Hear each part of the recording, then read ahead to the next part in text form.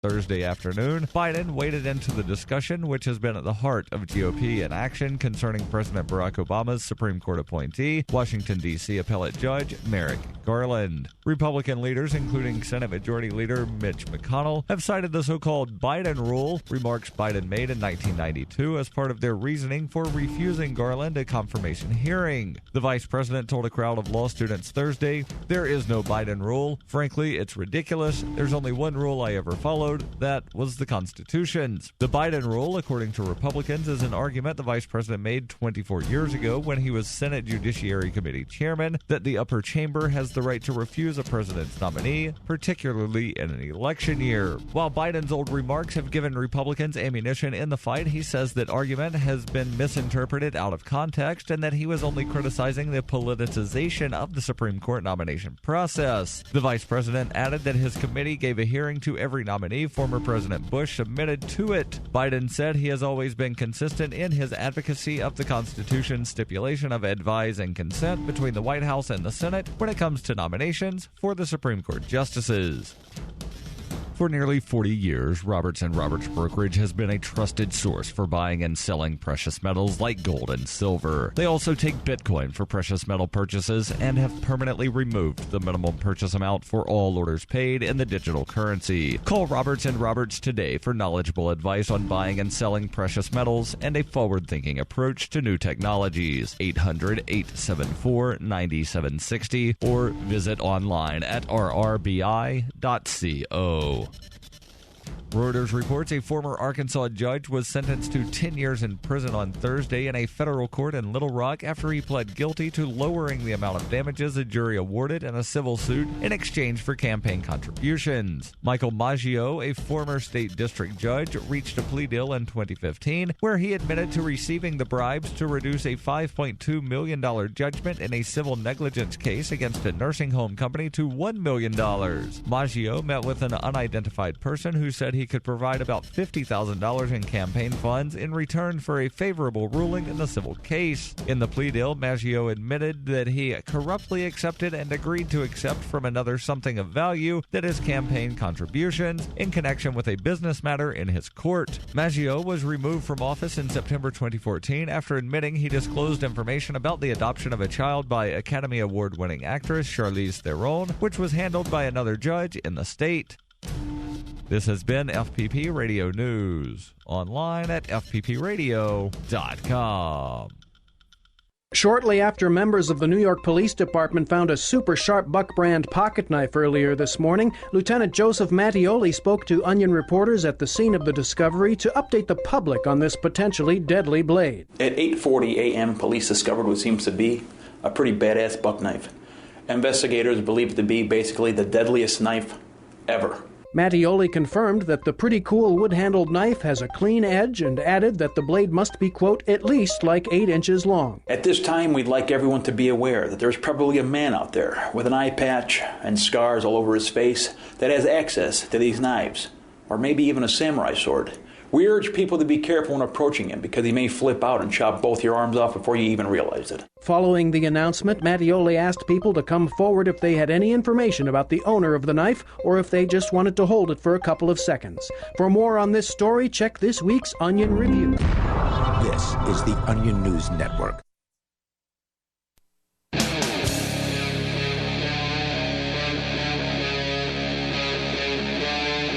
Free Talk Live. This is Free Talk Live. We'll give you the telephone numbers here momentarily. You can call in, join us on the show tonight. And the us is Darryl, James, and TJ the Spy. And James, you've actually got a story that I find quite interesting. Apparently, there's some kind of regulation on the use of Wi-Fi now? Yeah, so last year, the FCC came out with like a new standard regarding wireless communications, like on the Wi-Fi. Okay. And basically what they were doing was they're saying, well, my understanding is people were putting like custom software or firmware on the routers, and that allowed you to do things like turn the power up. And so the FCC is saying, well, we can't allow people to do that. We don't want people to like We can't allow people to do with what they purchased what they want to do with what they purchased. Yeah, so basically the FCC came up with these rules that would lock down the radios, but manufacturers, of course, they want to CYA, cover themselves. So their solution was, well, we'll just lock down the whole device. So you cannot put your own firmware on the device that you bought. That's not going to be good for like OpenWRT. So I use OpenWRT on my router. You have completely lost me using acronyms. OpenWRT is an open source hardware firmware version for your D-Link routers. So it allows people to customize how the thing will route. So it gives additional functionality in the over what the manufacturer gives. Yeah, just to a real quick analogy here to help explain it. This would be like you buy a computer and you can't change what operating system's on it. So it'd be like you buy a car and you're not allowed to upgrade the engine. Yeah, that's a good example as well. So Wired has the piece that says, "Way to go, FCC! Now manufacturers are locking down their routers." And it says, this could get interesting very quickly. It says, "Hey, remember when the FCC assured us last year that it wasn't going to lock down Wi-Fi routers, and everyone breathed a sigh of release because custom router firmware is actually a really good thing?" Well, that goes. Well, yeah, because the good thing example is like IP address filtering or packet filtering. So when you run like OpenWRT on a out-of-the-box store-bought router, it gives you a lot more functionality and control over your router, higher security, and because it's all open source, it's been tested by peer-reviewed security researchers. So we know it's a solid program, but if you can't reflash your device, then we're going to see a huge increase in the price of old routers.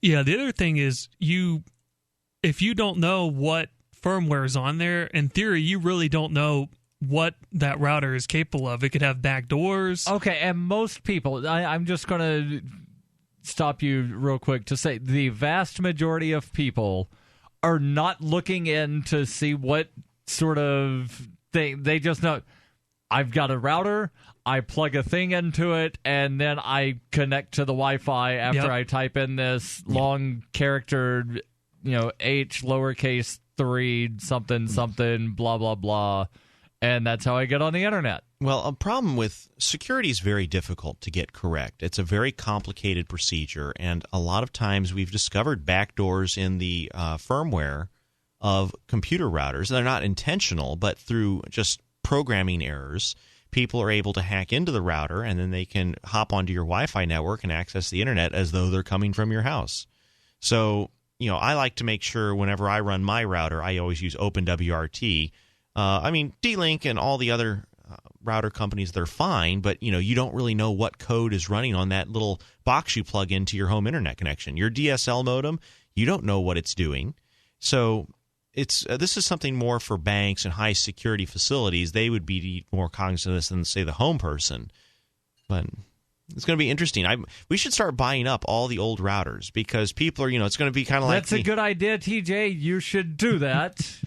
And if you have thoughts on this or anything else, you can call in 855-450-FREE. That's the toll-free call-in line. Plus, we do have Skype. Username is lrn.fm.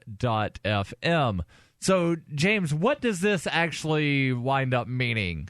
It basically means, TP-Link, they're a manufacturer of routing devices and other computer stuff, mainly for networking. Apparently, they've started locking down all their devices, but it's pretty, it's safe to assume that other manufacturers are going to be following suit. But basically, it just means that when you buy the router, you're stuck with whatever it came with. So let me ask this question.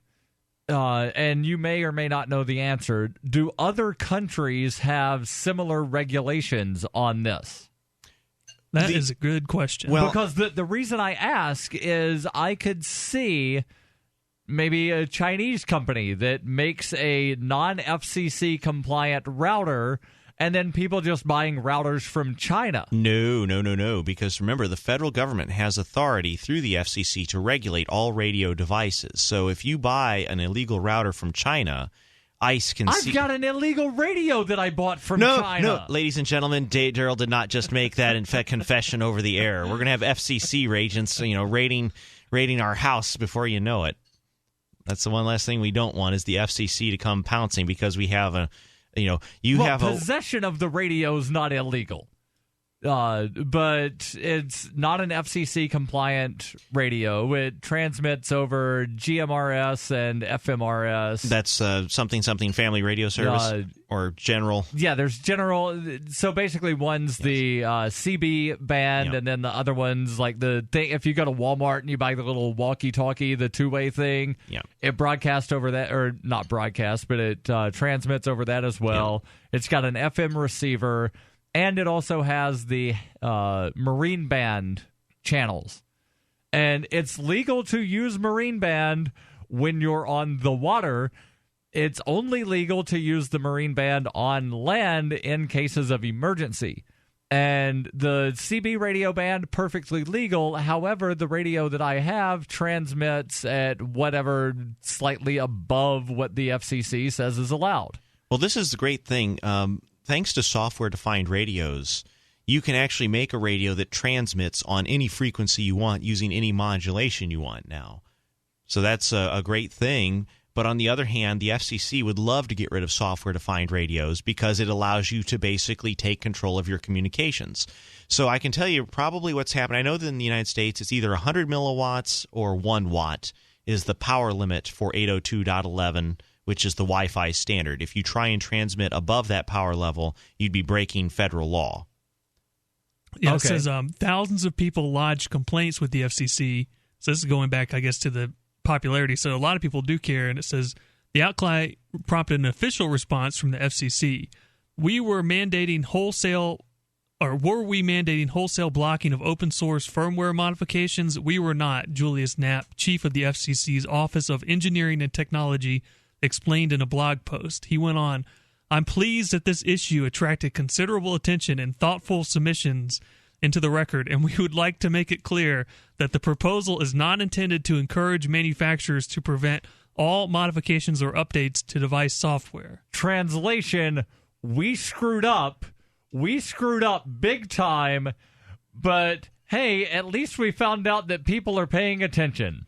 Yeah, it says, despite the reassurances, experts were quick to point out that it would be easier, quicker, and cheaper for manufacturers to comply with the rules by just locking down the whole router. Well, we already have something like that with cellular telephones. So there's something called the IMEI, or International Mobile Equipment Identifier. It is illegal for you to change the IMEI on your cell phone. I don't know how to do that. Well, you have to have a reflasher, but it's something that, I don't even know what that is. Darryl, you use a cell phone and you don't know how it operates. Ugh. I use cars. I don't know how internal combustion engines operate. I don't need to know. Don't worry. I won't judge you too harshly. How the internal combustion engine works to know that cars work. Well, you turn the key and it makes a noise. Yeah, you hit the power button and the router turns on and it starts broadcasting your internet packets from one point to another. I don't need to know all of the ways that Bitcoin works. I just know that it works. Bitcoin is the internal combustion engine of digital currency. Yes, I said it. And you can say things too, but you have to call in 855-450-FREE. That's 855-450-3733. And we're on Skype, username LRN.FM. This is Free Talk Live. Every once in a while, you get information that's worth changing your life for. This is one such time. You can save up to and beyond 25% on all purchases at Amazon. You probably heard of Bitcoin and just not thought much about it. You certainly know that you can get competitive pricing at Amazon, but now you can get a 25% discount on nearly everything you need to live. I've just given you a huge raise, and all you have to do is claim it. You go to saveitpurse.com and open an account. Do this right now. Don't wait. Then you fund the account with Bitcoin. You can buy them through expresscoin.com with a check or money order. There are other ways to get Bitcoin, but that's fast, safe, and easy. This information is worth you changing the way you do things. Go to saveitpurse.com right now, get signed up, and cash in on the huge raise I'm offering you. 15 to 25% off of everything at Amazon through saveitpurse.com. It's saveatpurse.com.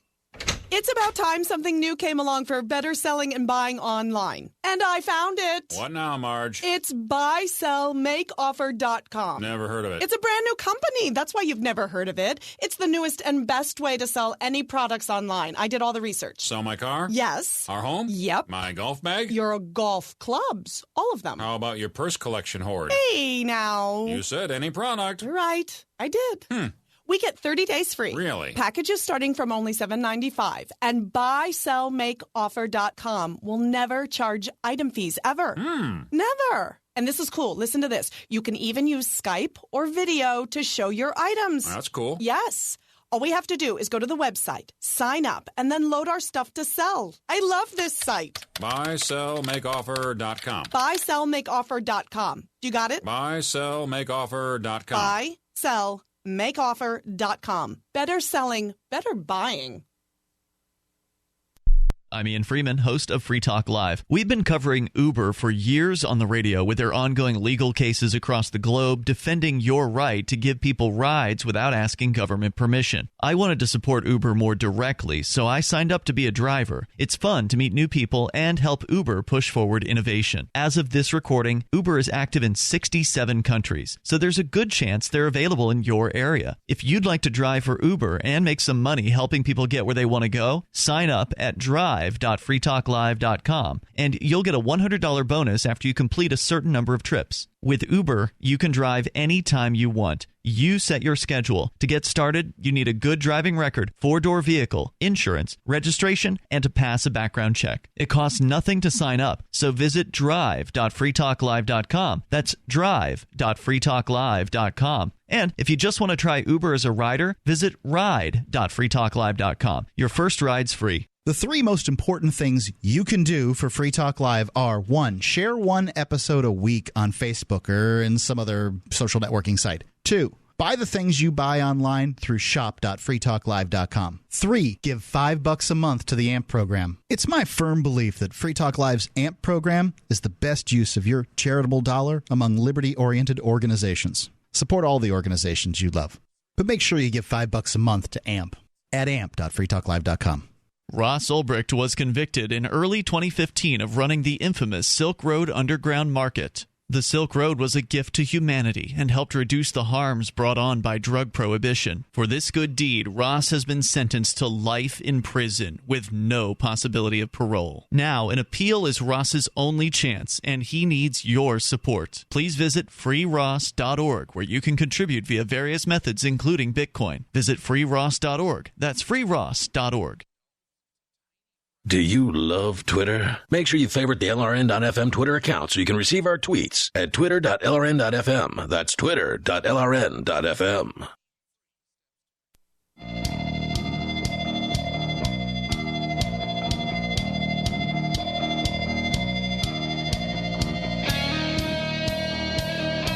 This is Free Talk Live.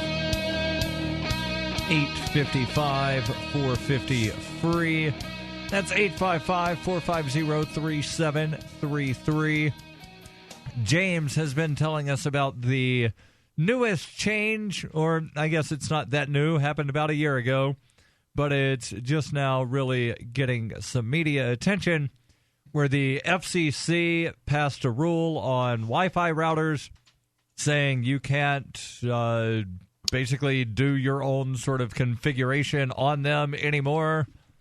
And, well, it's not having the effect that they claim was their intention. Well, actually, I got a little bit more of a clarity now that I got the article. And so basically, the FCC did not want people modifying their home routers to transmit beyond a certain power level or outside the certain band. And you could do that if you ran your custom, because routers are basically mini computers with a radio module. Okay. And so when you put your own software on there, you could actually get it to do things that the original device manufacturer didn't intend, such as transmit on an unauthorized frequency. And the FCC said, if you manufacture these radios, which is what a wireless router is, it's basically a radio that's designed to link your laptop to your home internet. Yes. They said, we want to make sure that people cannot modify these things to transmit at over the power limit or outside what's called the UNII band. And the easiest way to do that, if you're a manufacturer, is just to lock down the whole device. Now, I know exactly what's going to happen is computer people like me, we're going to be going into these chips and trying to dump the firmware and figure out a way around their hacks so we can actually put our own firmware on them, just like we did with the PlayStation, just like we did with the Apple iPhone. So you may have heard of jailbreaking your iPhone. Yes. That's what people, computer engineers, we go in there, we want to run our own operating system, we want to run our own code on the device. And a lot of device manufacturers don't want us to do that, and then it's a cat and mouse game between the people trying to lock the device and the people trying to circumvent the lock. All right, so let's go to the phones. We've actually got somebody calling in on the AMP line. We've got Mike in Tennessee. Mike, you're on Free Talk Live with Darryl, TJ, and James. Go ahead. Hey, guys, congratulations on being on in Chattanooga 7 to 10 at night.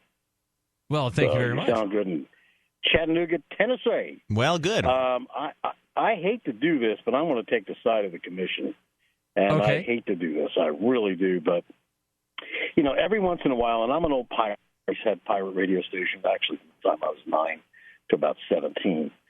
But never interfered with any other stations. The problem with these routers are there are so many now. And I think for the average consumer, I think 100 milliwatts is fine. That's going to cover the house and beyond. But, you know, hackers are going to do what they do. Pirates are going to do what they do. And that's okay, too, as long as you don't interfere with anybody. But I think I understand why they have the rule, because now with particularly AM radio, these devices are killing AM radio. They're just killing it. Hold on. So how are routers interfering with AM radio? Well, it's not only routers, it's everything. Even when you plug your phone in to be charged, that emits a signal because, you know, AM is you're talking about the power lines at 60 cycles and the harmonics of that. If you look at these units, that's just one issue. But there being so many routers now, you know, it's important they don't interfere with each other. And I could picture the average consumer just cranking it up to get more and more distance when that's not its intent. But I understand hackers are going to hack. That's my only issue, and I don't know how to overcome that other than limiting the power because, just drive down the... I'll tell you one unintended consequence of that, you know, like let's say you're setting up a network at a hospital or somewhere. You're now instead of having, let's say, 4 devices, now you have to have 40 devices, where if you could just turn up the power a little bit, you have a large area. Well, and furthermore, and Mike, I'd like to point out, here's what's going to happen, and I have a little experience of this. What's going to happen is if somebody wanted to, this is how the government operates, they come along and say, well, we're going to ban the future manufacture of all devices that might do something, but there are still devices out. So if you remember back in 94, the Brady Bill came out, and it banned all magazines that were over 10 rounds for handguns, except for law enforcement. But any magazine that was made before 1994 could be owned by a civilian. So you could get your 15-round Glock magazines. They just cost $90 or $100. People would buy them before the ban date and then sell them. So what we'll have here is people who want to transmit at 1 watt or 5 watts or 10 watts will, and they're just, if they want to break the law, they're going to do the law. All this is going to do is make it inconvenient for those of us who run our home routers with a third-party open source firmware to put them on there. Well, what do you say we make all routers 100 watts? Well, make them 1,000 watts. Well, you know, this thing, and you know as well as I do that those high frequencies have trouble piercing walls. So those hospitals are going to have many routers in each building anyway, in each room sometimes, because those signals have difficulty penetrating cement and metal walls. Yeah. I would say this is kind of an FCC caused problem, though, because they are already saying like what band you could be on. Like imagine I could take a frequency scanner and I could scan all the frequencies and select one that wasn't being used. You know, like why am I forced to be on the 5 gigahertz? Well, or the I can actually answer that one, James. It's because we originally had, when the Marconi invented the radio, there was no FCC, and people could transmit at whatever frequency they want, at whatever power they want, and it was absolute chaos because people were interfering with each other. So unlike physical property where there's a clearly delineated line, radio waves, when you set up a transmitter, they go out into space around the world, and there's nothing to stop them until they're absorbed. Right. So exactly. A lot of people accept the idea that there needs to be some government body that tells you, sir, you can only transmit at this power at this time on this frequency, and if you do any other frequency or power, you're going to be in violation of the law. The problem that we've had, though, is, for example, AM/FM. You can't start a new commercial AM/FM station. They're not issuing licenses. So I would love to. That's because of the limitation of the spectrum. Now, they could open up some of the spectrum, but to do that, they have to take it from somewhere else. Most people think the airwaves are owned by the government. They're not. The airwaves are privately owned and regulated for the purpose of ensuring one doesn't interfere with another. I mean, think in terms of Clear Channel. Could you imagine if there were no regulations? Hey, my God. They would yes, we can. That's actually what we do every day. We imagine a world without government regulations, and we're like, well, how would we handle roads? How would we handle driver's licenses? How would we handle property ownership if there was no government state entity? And we, spitball ideas, and that's kind of what we do here. Now, regarding the use of airwaves, I'm basically a philosophical anarchist. But when it comes to limited spectrum and limited resources, if there isn't something or someone regulating that, what I'm going to do is, if you interfere with my transmitter, I'm going to come cut your tower down. So we're going to go back to the old West. Do you think that, I think that people have an incentive to, work things out themselves and figure it out? No, I don't. I'm cutting your tower down. Okay, if I'm transmitting, how about I'm this? Transmitting, and you're purposely interfering with me. I'm not going to go to a lawyer and spend $100,000. Well, how about this solution? You have a 100-watt transmitter, and I go to all your neighbors and I say, "Hey, look, this jerk is broadcasting a lot of crap into my house, and screwing up all my devices." Don't deliver pizza to them. Don't let them in your restaurant. Shunning. Hold on, Mike. We'll bring you back. I want your thoughts on this, so I will hold you over. And you can call in on this or anything else, 855-450-FREE. This is Free Talk Live and LRN.FM on Skype. Hunters, anglers, campers, and survivalists. Get back to nature. Expand your horizons with the highest quality, most versatile, unique slingshots and sling bows on the market at slingbow.com. Slingbow products are compact and models start from just $17.98. They're perfect for your bug-out bag or storing in your vehicle. Give yourself and your loved ones the excitement and tradition of slingbow. A new frontier in archery and truly modern twist on this primitive survival tool. Feel the thrill only at slingbow.com. Water is the single most important thing your body needs, so you want to be sure it's the best for you and your family. Since 2005, thousands have depended on Berkey purified water. The Berkey Guy provides the lowest priced filtration systems in every size for incredibly delicious water now and in an emergency. Get to GoBerkey.com or call 877-886-3653. 877-886-3653. GoBerkey.com.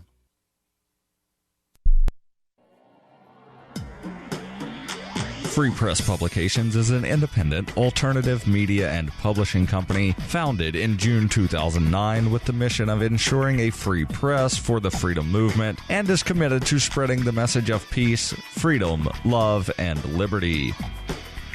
FPP also gives new authors an avenue for publishing freedom-oriented material. FPP brings you daily news and commentary on the website, fpp.cc, as well as a daily 5-minute newscast, FPP Radio News, and weekly news, views, and commentary in the FPP Freedom Minute and Peace, Love, Liberty Radio at fppradio.com, and the monthly newspaper, FPP News, at news.fpp.cc. Find FPP online at fpp.cc. That's fpp.cc, as in Creative Commons.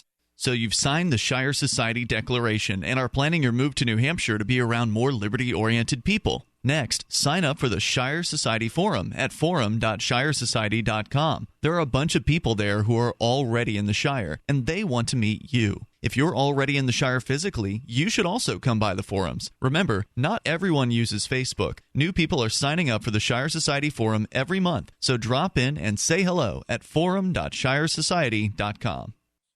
You can listen to Free Talk Live on the radio, podcast, satellite, webcam, and our live streams. But did you know you can listen to Free Talk Live from any phone, anywhere? Add this number to your phone, 213-493-0308. It's a long-distance call, so make sure you're familiar with your phone's calling plan. The Listen lines are airing the latest episode of Free Talk Live 24 hours a day, including our live shows. Call 213-493-0308. That's 213-493-0308. On Free Talk Live, we're bringing people to the ideas of liberty every day. From wrestling superstars like Glenn Jacobs. You guys really are having an impact, I believe. Like I said, a lot of where I am now is due to listening to Free Talk Live. You changed my mind on some very important issues years ago. To random people tuning in on the radio. I was kind of stuck in the left-right paradigm. I heard your show by chance on a Saturday night. From there, I went on, joined the Free State Project, and become an amplifier. So, I mean, that's really the reason why I amp is because I know that if it wasn't for you guys being on as many stations as you are, I never would have found the ideas of liberty. Your amp will directly change more lives by getting Free Talk Live in front of people looking for talk radio online and on the air. When you amp Free Talk Live, you get perks like access to the AMP-only Facebook group and AMP podcast. Visit amp.freetalklive.com. Listen to LRN.FM on any phone, anytime. 213-493-0309. That's 213-493-0309.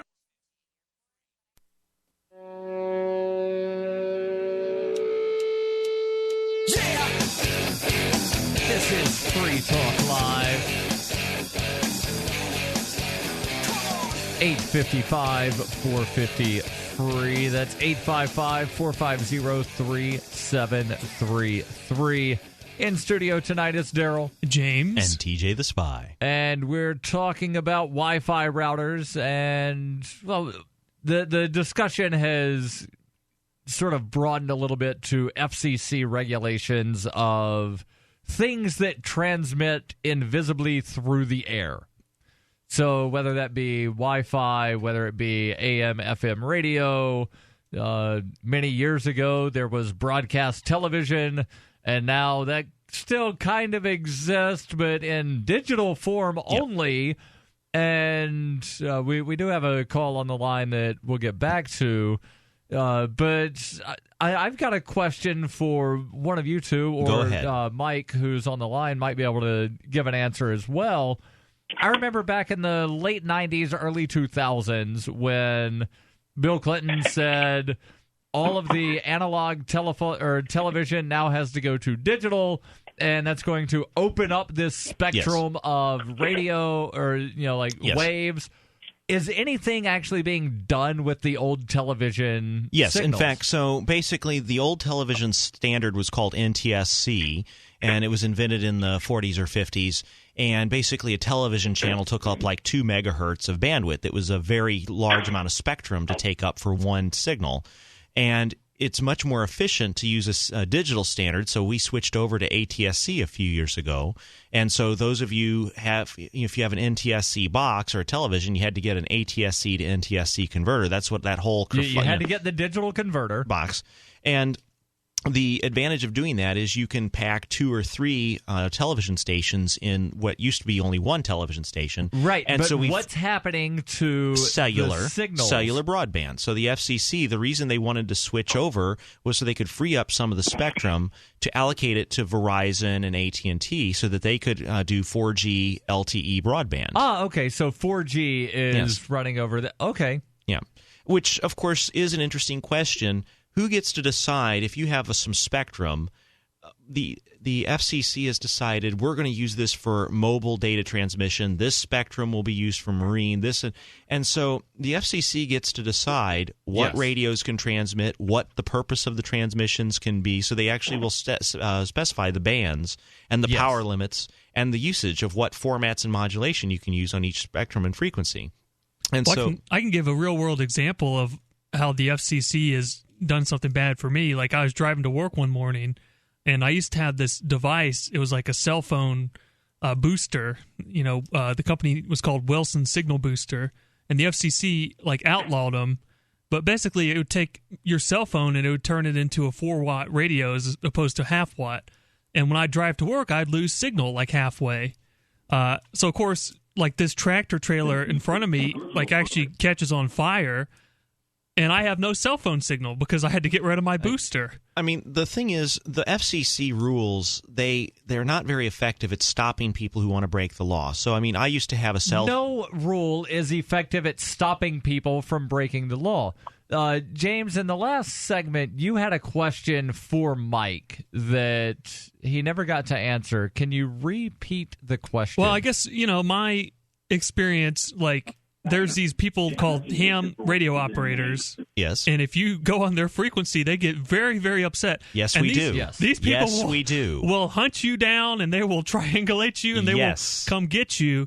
So I was thinking, like, if there's some jerk, basically, who sets up a huge transmitter and is, basically stepping on all of his neighbors, I think people are going to do something about that. Like, I don't know, like, if it'd be violent or not. I was thinking, like, a nonviolent thing, like, hey, this guy is a jerk, so like maybe that's one approach as opposed to having some outside agency come in and try to forcefully shut him down. Mike, any thoughts on that? Yes, and I have the solution to the problem too, because I thought about it for years, being pretty much an anarchist, and I've wrestled with these ideas. First thing is you have to remember Skywave too, that you can't complain to a neighbor when the station is 300 miles away at 1,000 watts bouncing off the ozone layer, coming in stronger than you 5 miles away. And that happens a lot. I think the solution is really simple. And that is the FCC, and I've said this forever, needs to set aside spectrum to do this. And there is enough spectrum where hobbyists and other individuals could, let's say, between 17 and 1800 AM. Let's say between 530 kilocycles to 420 kilocycles. Even in the FM spectrum, there needs to be spectrum set aside that is totally unregulated, except for interference with. You have to remember too, aircraft are at 118 megacycles, and you don't want to be messing with air traffic control systems. Yeah, the FAA will have something to say about that. If you just go willy-nilly without excuse me? I said the FAA will have something to say about that. Right, and these pieces of equipment have to be certified to be tolerant to certain frequencies and harmonic interferences and so on and so forth. It's pretty complicated technically, what and about, that's because you have emergency services too. But allowing spectrum to be, let's say, the wild, wild west kind of solves that problem. Well, we do have something like that with the ISM. So the ISM band, the Industrial Scientific Medical band. So like your RFID, that's actually unregulated. Of course, you have power limits. So the question is, with regulations, what frequency, what modulation type, and what power? Those are your three things you have to determine whenever you want to transmit a radio wave. And the FCC has said, well, if you're underneath a certain power, we're not going to regulate you. And if you're not transmitting on a certain band, we won't regulate you. But the question comes as, what if you're out in the middle of nowhere and you want to transmit at 5 watts and the FCC says you can only transmit at 1 watt? Well, you can do that. You just got to get a piece of paper from the FCC that says you're allowed to operate at this frequency. And, of course, will the FCC passing this rule, all it's going to do is force device manufacturers. They're going to lock down their devices, and then hackers like me. Go ahead. Right, but let's be honest about this. The FCC is so undermanned, they're not going to come out and arrest you. That is correct. They're really not. Unless they're getting active complaints. This is coming from a pirate in Philadelphia who was shut down back in the 1970s, transmitting 20 miles, and I got not even a slap on the wrist. They don't have the time. They don't have the manpower. They don't, it's the mutual respect for each other that even if you are a pirate, you don't get on somebody's frequency. Well, the problem I have, you know what you're doing. It's like my it's kind of concern like is the consumer, the ignorant consumer, getting a powerful device, not knowing what they're doing. Yes. Well, I mean, anybody can go out and buy an amateur radio and start keying up and sending at 1,000 watts if they don't know what they're doing. I mean, you actually mentioned something. But most people, and I'll say this, Mike, thanks for the call. Most people are smart enough to know that they don't have the technical know-how to start broadcasting amateur radio.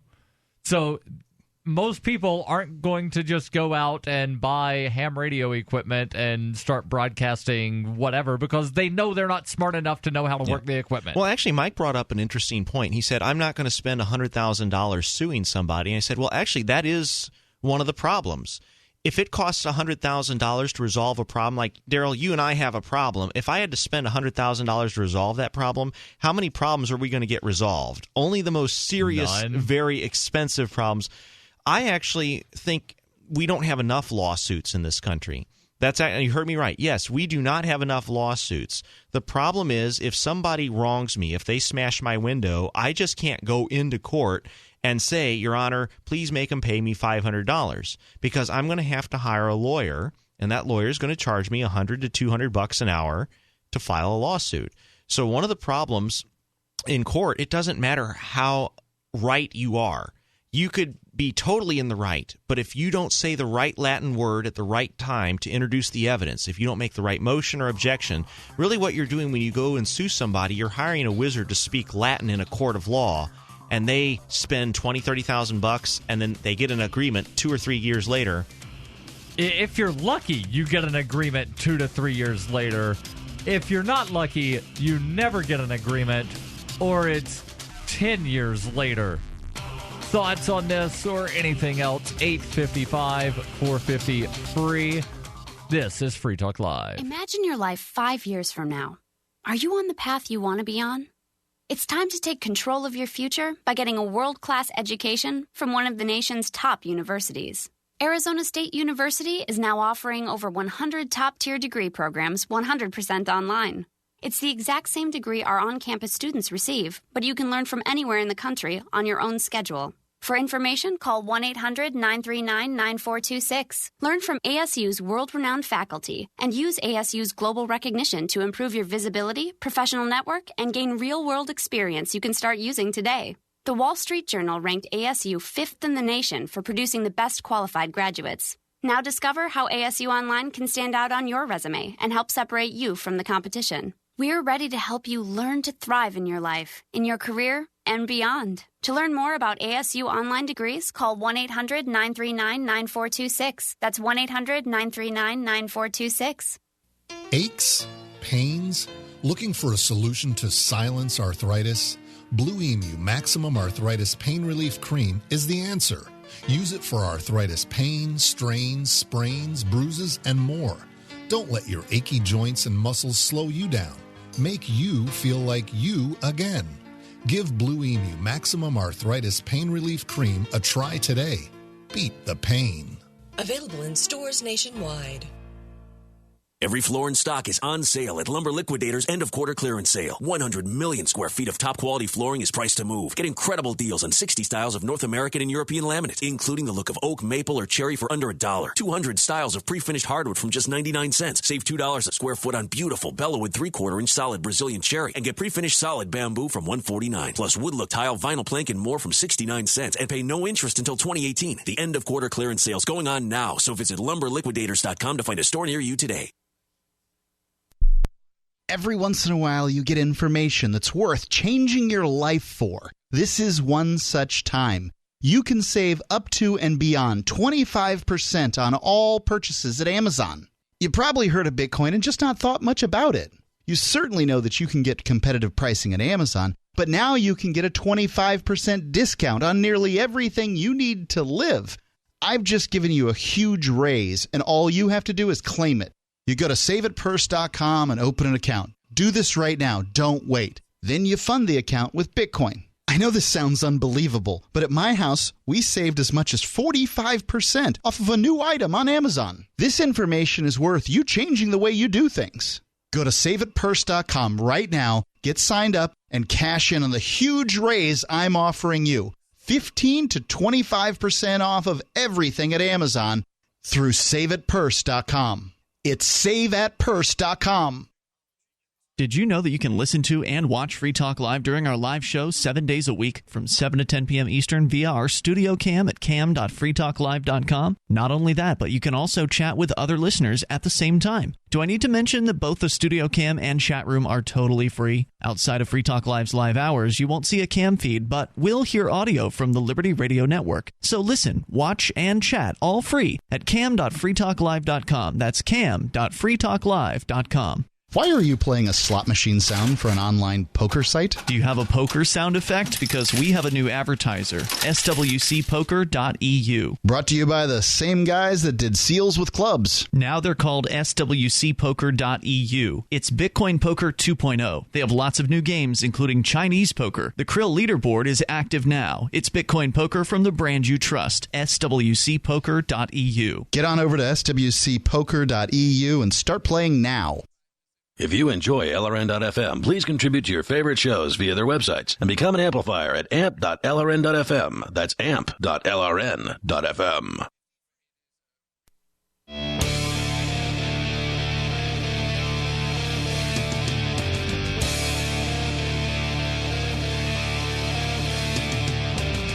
This is Free Talk Live.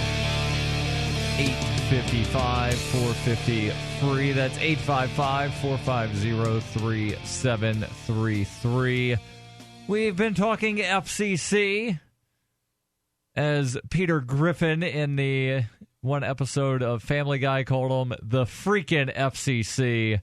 Yes, we're talking about them because they're ruining Wi-Fi, apparently, by saying that you can't produce a router that somebody can add custom software to. And, yeah, so that turned into a larger conversation about the FCC as a whole. But you can call in about that or anything else, as Tom has done. Tom in New Hampshire, you're on Free Talk Live. Go ahead with your thoughts. You know, I was just thinking about stamp collecting, and many survivors of Catholic school will remember the nuns asking that the children should please bring in any postage stamps that your family gets on mail and put them in this box. And they gather them up from the whole parish and the whole archdiocese, and they sell them to dealers, by the kilogram. And these dealers resell them. I mean, whole big packages, maybe 10 kilograms. And what people do is they soak them off the paper, they sort them out by country, and then they sort them out by variety, denomination, and then they sort them out by variety, and they make packages like 400 different Portugal and stuff like that. But what some people might not realize is you open up your little store, and so you have your friend open up a little store down in Mexico or Colombia where labor is cheap, and they do this stuff, and they have their little store, and they're selling the valuable ones directly for cash over the counter. And now they have explained what they're doing with all this cash and why they're getting all these money orders and checks and other payments from the United States to countries like Mexico and Colombia. And what's the problem with people buying and selling and collecting stamps? I am not. It's a way to explain where you got all this money, and they say, oh, yes, so you claim that you raised all this money by finding valuable stamps in these packages. Well, where are the stamps? Well, we sold them for cash to people who walked into the store down here in Bogota, Colombia. They do, and see, we keep records. We issued them a receipt. We paid sales tax on it. It's an excellent way to explain where you're getting all of this money. Are you suggesting that the Catholic Church is involved in something nefarious, that they are not actually using this? He's suggesting that the Catholic Church is involved in stamp collecting, and stamp collecting is evil because people make money. No, that's not what I heard. Go ahead. No, listen to me. I'm listening. It's a way for somebody to open up a business that could be a cover for something else. See, so any of your listeners who are thinking, gee, how could I explain where I got all this money?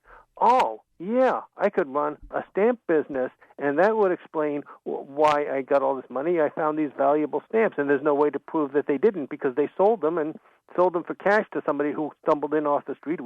There's no way to prove that they didn't find valuable. What sort of nefarious business would be run with stamp collecting as the cover? Probably interstate transportation of dentures without a license.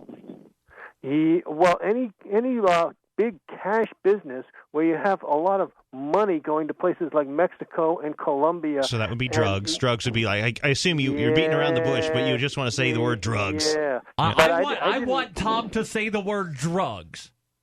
Well, he won't do it. He wants to beat around the bush. Tom, thank you for the call. Let's go to Mike in Canada. Mike, you're on Free Talk Live with Darryl, TJ, and James. Hi, guys. I'm calling in because of what happened recently with FTL, with the raid, and I thought I would share my experience when I was accused of downloading child pornography a few years ago. Oh, thank you so much. Go ahead. What do you want to talk about then? Sure. Well, what happened was I had told my now ex-wife that I wanted to separate, and then the next day when I came home from work, there were police at my house. Now, I do work out of the home as well with computers, so I had several computers in the home that were accessible by anyone in the home, between my wife or friends and whatnot.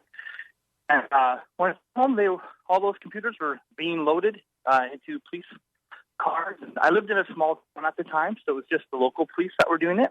And I was told that I was accused of downloading child pornography by my now ex-wife. And just for the record, you didn't, correct? I did not. Good. Okay, I want to make sure you get that's always important to get the denial out there.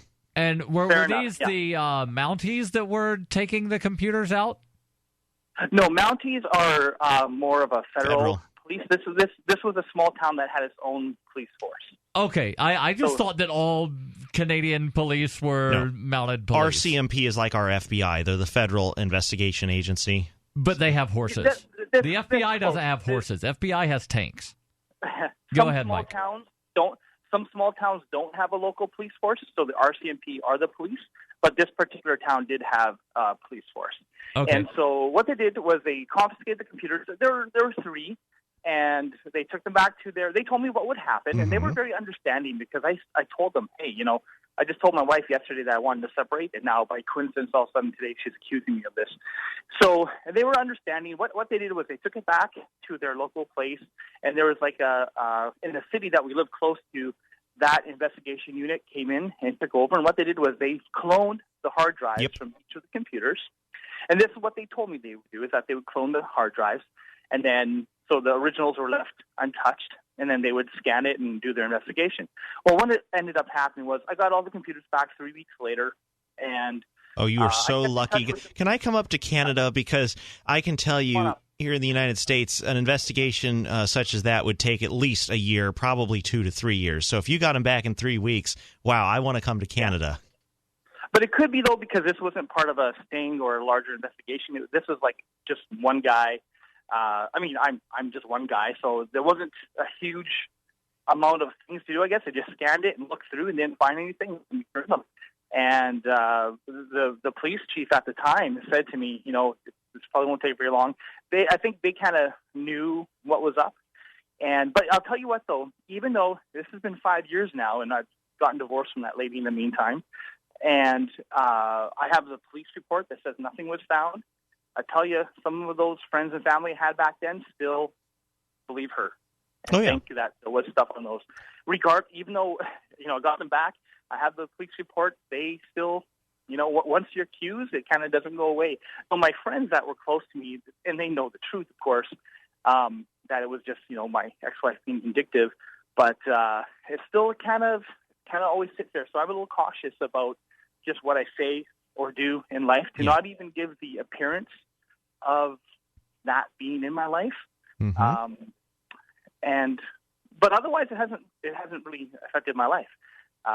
Except, I was scared. And you were exonerated, and you got your stuff back, and this is what's frustrating for me is I am totally so for those listeners who don't know, basically at 6 a.m. this past Sunday, the members of the FBI and the New Hampshire State Police executed a search warrant on the Liberty Radio Network studios in connection with an 18 U.S.C. Section 2252 child pornography investigation. And let me just say flat out, we didn't do it.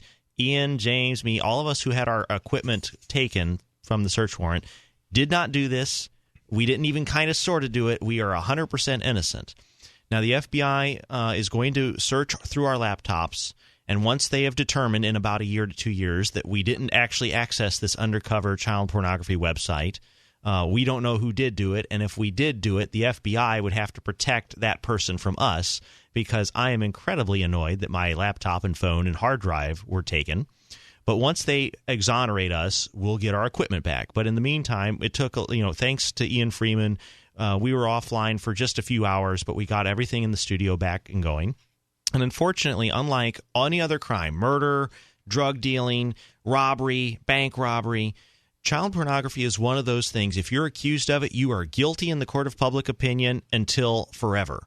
It doesn't matter if you are exonerated. There's always going to be that whispering, well, they must have done something. I mean, the FBI just wouldn't have raided their studios if they didn't have some evidence. I'm like, well, no, what happened was Ian Freeman, our program director here at the studio, he owns the internet. So if somebody logged into this website, there were 50 to 100 people who had access to our wireless router network. If someone accessed that website, it got traced back to our IP address, but it wasn't us, because we certainly wouldn't, we're public radio people. And it's even possible that somebody was able to figure out what the IP address was for here, spoof that from some location that's nowhere near Keene, New Hampshire. That's possible, but I mean, again, we don't really know what's going on. The FBI is doing their investigation, and we look forward to being exonerated. And we want to thank you so much for calling in and letting us know about your story, because, again, innocent until proven guilty, well, try it with child pornography. You are guilty until never. Yeah. Mike, thanks for the call, and your calls and thoughts welcome. 855-450-FREE. That's 855-450-3733. This is Free Talk Live.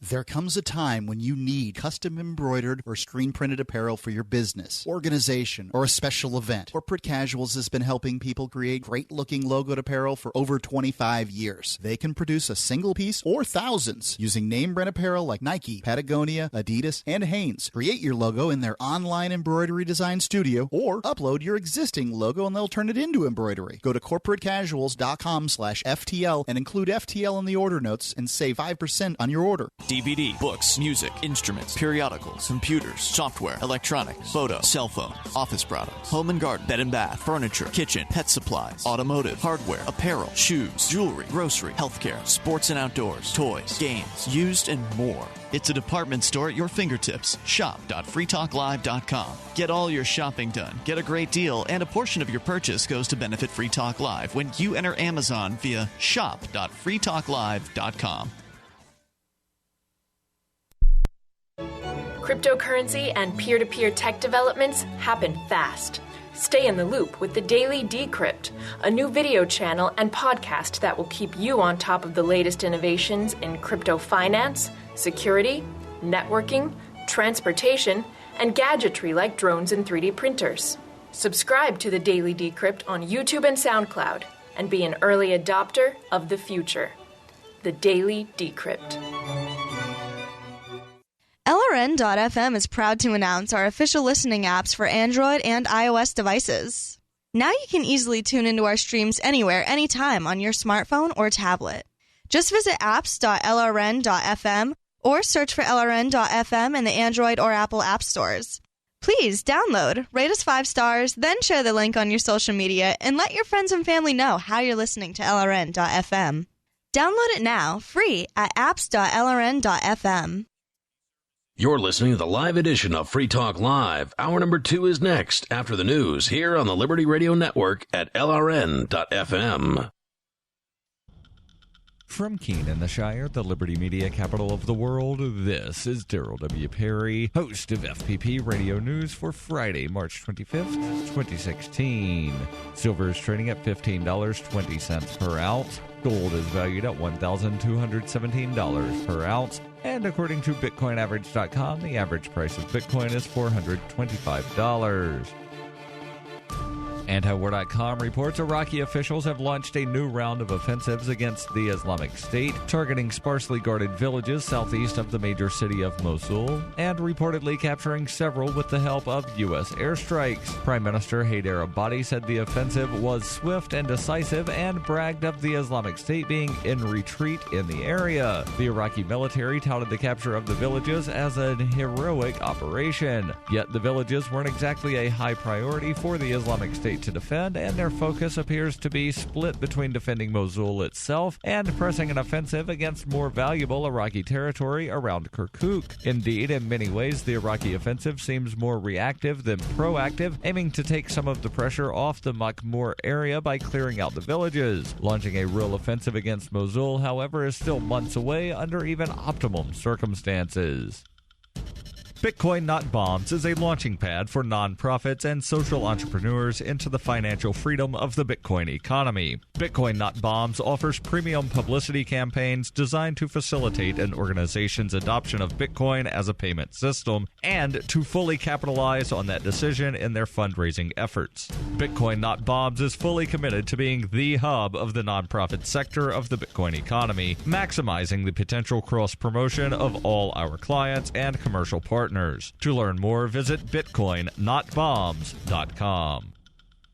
UPI reports Vice President Joe Biden is tired of Republicans trying to use his past against him in the current fight over a replacement justice for the Supreme Court. In an address at Georgetown University's law school on Thursday afternoon, Biden waded into the discussion which has been at the heart of GOP inaction concerning President Barack Obama's Supreme Court appointee, Washington, D.C. appellate judge Merrick Garland. Republican leaders, including Senate Majority Leader Mitch McConnell, have cited the so-called Biden rule, remarks Biden made in 1992 as part of their reasoning for refusing Garland a confirmation hearing. The vice president told a crowd of law students Thursday, "There is no Biden rule. Frankly, it's ridiculous. There's only one rule I ever followed. That was the Constitution's." The Biden rule, according to Republicans, is an argument the vice president made 24 years ago when he was Senate Judiciary Committee chairman, that the upper chamber has the right to refuse a president's nominee, particularly in an election year. While Biden's old remarks have given Republicans ammunition in the fight, he says that argument has been misinterpreted out of context and that he was only criticizing the politicization of the Supreme Court nomination process. The vice president added that his committee gave a hearing to every nominee former President Bush submitted to it. Biden said he has always been consistent in his advocacy of the Constitution's stipulation of advise and consent between the White House and the Senate when it comes to nominations for the Supreme Court justices.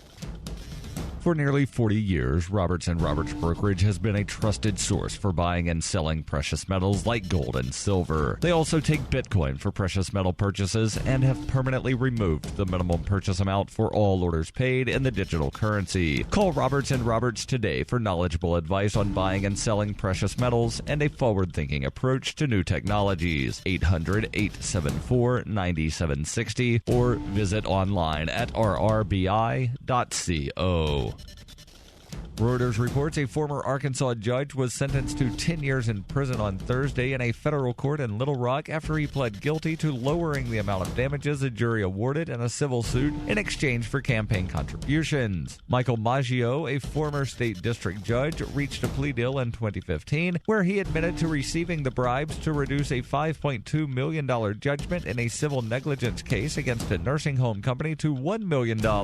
Maggio met with an unidentified person who said he could provide about $50,000 in campaign funds in return for a favorable ruling in the civil case. In the plea deal, Maggio admitted that he corruptly accepted and agreed to accept from another something of value that is campaign contributions in connection with a business matter in his court. Maggio was removed from office in September 2014 after admitting he disclosed information about the adoption of a child by Academy Award-winning actress Charlize Theron, which was handled by another judge in the state.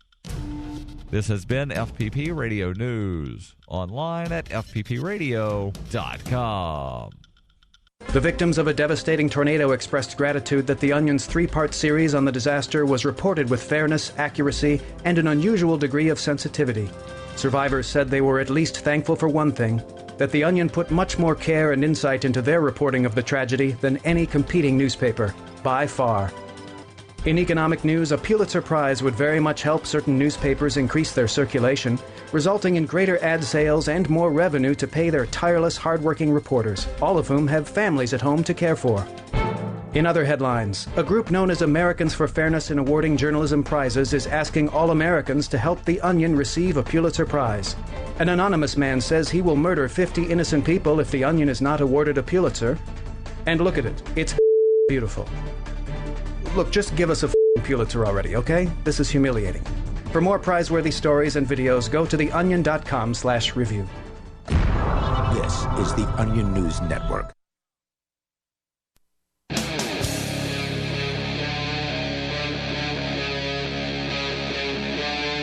Free Talk Live. This is Free Talk Live.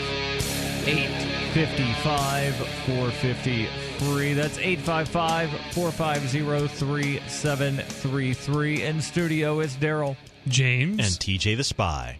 And you know, sometimes you see a headline that is just so absolutely absurd, you think that it has to be satire, but it's not. The following headline: Defendants barred from entering court, arrested for being late.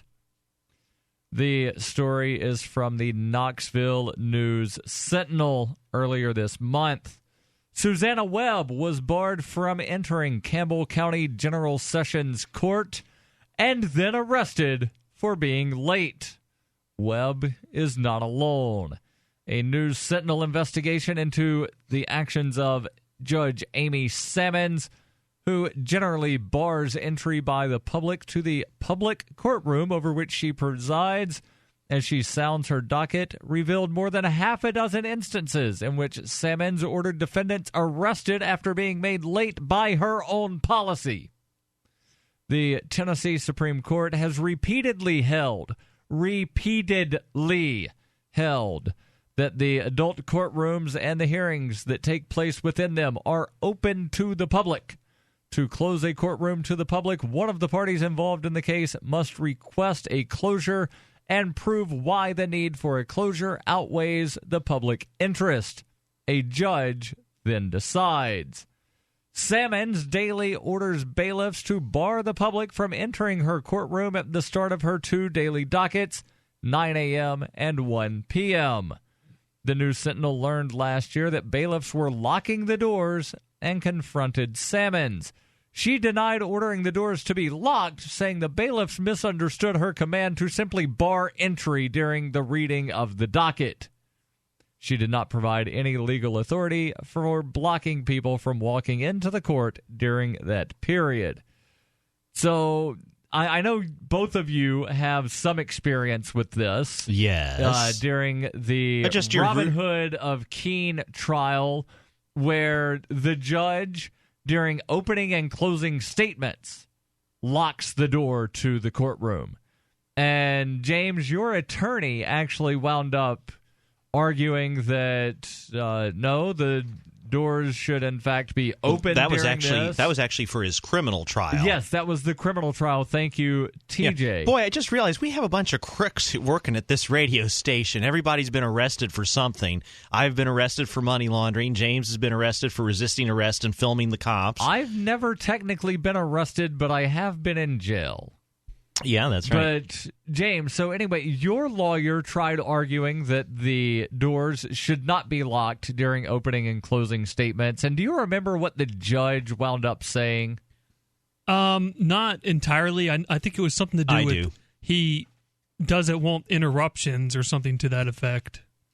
In particular, Judge Kissinger, who is the trial judge in James's. So James was arrested for filming the police here in Keene, charged with resisting arrest. And during the criminal trial... And disorderly conduct. And by the way, he was acquitted on the resisting arrest charge, and they hung on the disorderly conduct charge, and ultimately the state dropped it once they realized they couldn't prove that he was guilty. Good. Yes, I know. Well, thank goodness for, always... This is just a side note, folks.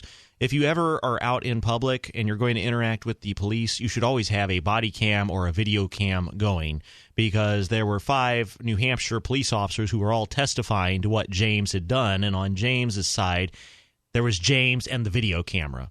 And that was what saved him. When the jury saw the video of the arrest, they clearly saw that the police were lying, or they weren't being fully truthful. They were kind of lying's a strong word. They were exaggerating. Let's just say it that. And Judge Kissinger basically said the trial is open to the public as required by the Fifth and Sixth Amendment. You have the right to a speedy public trial. But he said, during the reading of the jury instructions, I want to lock the doors so people don't come in and distract the jury. So the judge has to read the charges to the jury along with the jury instructions and judge them on. And that's like a 20, 30-minute process. Yes. And so that was a thing. And the attorney was going back and forth saying, that's not allowed. And, of course, the first rule in a court is there are no rules except what the court wants to do. The court can change any rules of procedure they want at any time. Yes. So getting back to the story out of Knoxville, after the October interview, bailiffs who are employees of the Campbell County Sheriff's Office stopped locking the doors but continued to block entry based on the commands of the judge, which is recorded and has been reviewed by the News Sentinel. The article from earlier this month said that the judge did not return phone messages left the prior day. Webb, that's the person that was arrested for being late to court, arrived a few minutes before 9 a.m. on September 24th for a hearing in a misdemeanor vandalism case for which she had already posted bond. She says, "My sister dropped me off. I was in the building and an officer was scanning my purse. She then walked to the courtroom doors. Bailiff said, the doors are locked. They said I could not go in because she was sounding the docket. Webb was allowed in a few minutes later and sat down reading a book to pass the time before her case was called. Webb says she called my name, asked why I was late. Webb says when she explained that she was held outside the door, the judge said, that's no excuse. You're going to jail. You violated bond. Mm-hmm. So she was in the court building, but the bailiff did not allow her to walk into the courtroom. And the judge says, that's no excuse. The fact that I told the bailiff not to let anybody walk into this courtroom is no excuse for you not entering the courtroom. Yeah, that could be a bit of a problem constitutionally. So that'll be interesting how that case turns out. One of the things I remember when I was doing jury outreach with Ian for jury nullification, passing out flyers informing jurors of their right to nullify the law, and everybody coming to court was grumpy. And I realized, oh, yes, nobody goes to court because they want to. They're either there for jury duty, or they're being sued, or they're suing somebody, or they're the defendant in a crime, or the perpetrator of crime. So pretty much everybody in that courthouse, except the court clerks. The court clerks and the lawyers. The lawyers want to be there because they get more money. Yes. And the police officers and the staff, the people that work at the courthouse, they want to be there. But all the regular citizens, nobody really, except for marriages. Maybe if you're going to the court to get married. Oh, getting divorced. There's always a great one. Go to the courthouse and see the people who are waiting up to get divorced. That's always a fun sight to see. But I said nobody ever goes to court because they want to. They go to court because something bad is happening.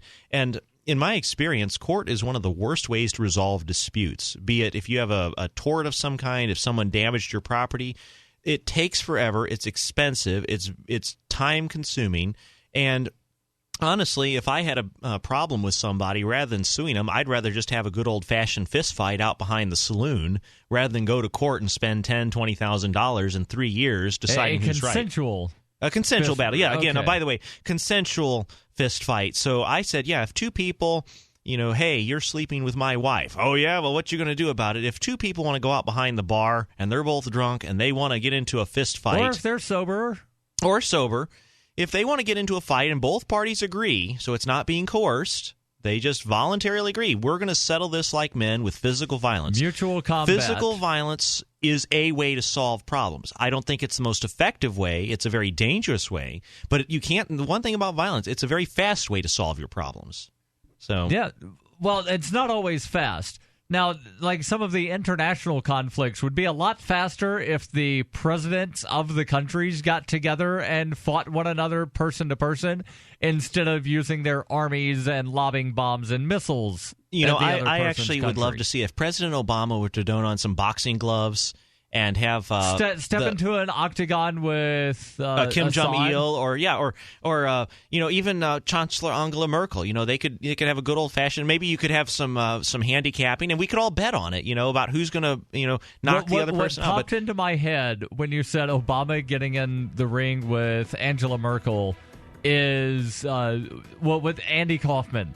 Remember, Andy Kaufman used to wrestle women, and he would generally get his butt whooped. What are your thoughts on that, being late to court because of court policy and then being arrested? That or anything else? 855-450-FREE. This is Free Talk Live. Every once in a while, you get information that's worth changing your life for. This is one such time. You can save up to and beyond 25% on all purchases at Amazon. You probably heard of Bitcoin and just not thought much about it. You certainly know that you can get competitive pricing at Amazon, but now you can get a 25% discount on nearly everything you need to live. I've just given you a huge raise, and all you have to do is claim it. You go to saveitpurse.com and open an account. Do this right now. Don't wait. Then you fund the account with Bitcoin. You can buy them through expresscoin.com with a check or money order. There are other ways to get Bitcoin, but that's fast, safe, and easy. This information is worth you changing the way you do things. Go to saveitpurse.com right now, get signed up, and cash in on the huge raise I'm offering you. 15 to 25% off of everything at Amazon through saveitpurse.com.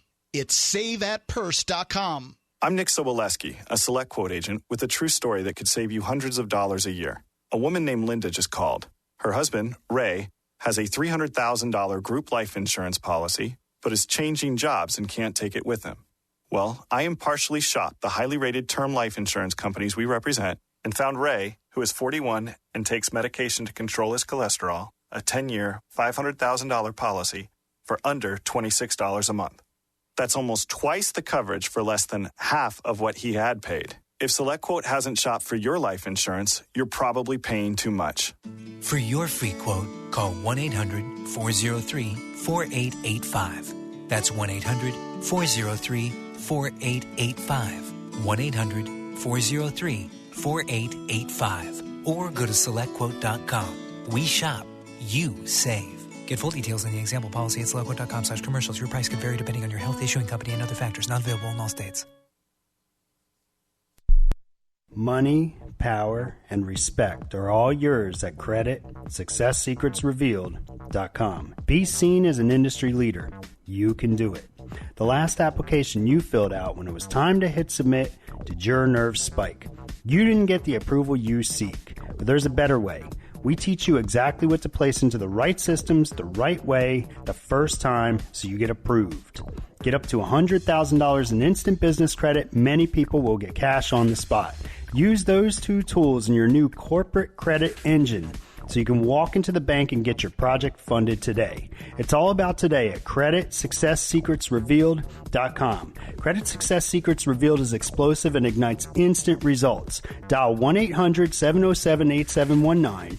That's 1-800-707-8719. 1-800-707-8719.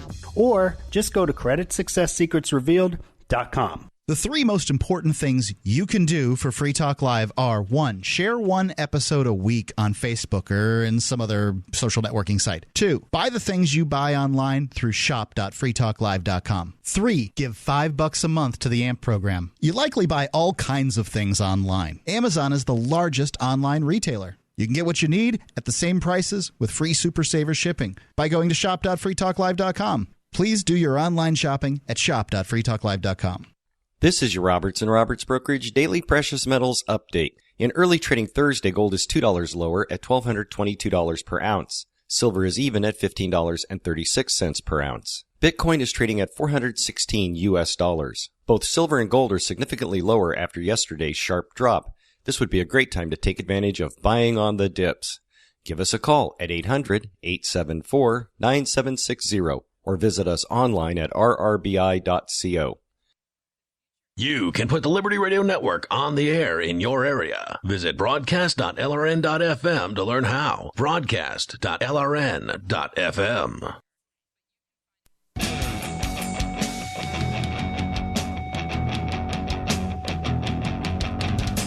This is Free Talk Live. 855-450-FREE. That's 855-450-3733. We're talking court, and the we tonight is Darryl, James, and TJ the Spy. And we'll get back to talking court and taking your calls. But, you know, it is an election year, and a lot of people are running for office. And one of the things that you need if you're running for office, or if you own a small business or run an organization, or just want people to know who you are, is business cards. And, well, you can get 500 of them starting at $9.99 when you go to Vistaprint.com and use code FTL at checkout. Now, you can customize the cards. You can create your own design. You can modify the designs that they have. There are so many options available. You can then do, basically upgrades from the standard cards. Again, 500 starting at $9.99. That's a 50% savings. But you can get a thicker stock if you want. There's fancier prints and other things that you can do to upgrade from that. But again, you can get 500 business cards starting at $9.99. Vistaprint.com. Use code FTL at checkout. That is only 2 cents a card. That is a bargain. And I'd like to say I actually used Vistaprint for the Robin Hood cards. So whenever we put money in the parking meters, we actually had some custom cards made for the Robin Hood, our organization that fills up expired parking meters, and we leave a little card on the window. So we have been very satisfied with them.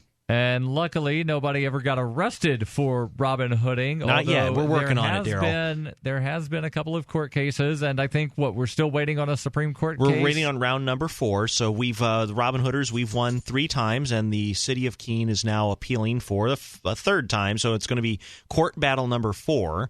And it's going to go to the New Hampshire Supreme Court. The state Supreme Court. And, I mean, this is the great thing about when you fight the government. They have an unlimited war chest to draw upon compared to us. Thank goodness we're being represented by an attorney for free, John Meyer in Manchester. He's representing us for free because it's a free speech case. But otherwise, we'd have to spend $30,000 or $40,000 on an attorney, and the city has already spent more. Yeah, the city has already spent upwards over $70,000. That's what they've admitted to, and we still don't know all of what they've spent. Yeah, and to put that in perspective, Keene is a town of about 30,000 people, so about No, it's like 24 to 25,000. Okay, let's just say 25,000 to make the math easy, Darryl. And so that's about $3 per person in Keene. Every person in Keene, the city tax collector is going to have to take $3 just to fund that lawsuit that they lost 3 times in a row. And, of course, they have no incentive to stop going. If they lose and they appeal and they lose and they appeal and they lose and appeal, they're racking up the bill, but it's no skin off their nose because they don't have to pay the bill. They just raise taxes on all the city's If the mayor or whatever government bureaucrat were asking for the suit to be filed, if they had to pay out of pocket, they would not be asking for the suit to be filed. Let's jump back into this story about the people down in Tennessee being arrested for being late to court after the judge made them late to court. Susanna Webb is one of those people. She explains that she got to court just before 9 o'clock on the morning of September 24th for a misdemeanor vandalism hearing. She goes through security. There's a bailiff that's going through her purse. Another bailiff says, sorry, you can't enter the courtroom. The judge is reading the docket. And then when the docket's done being read, she enters the court, and the judge says, where were you? Why are you late?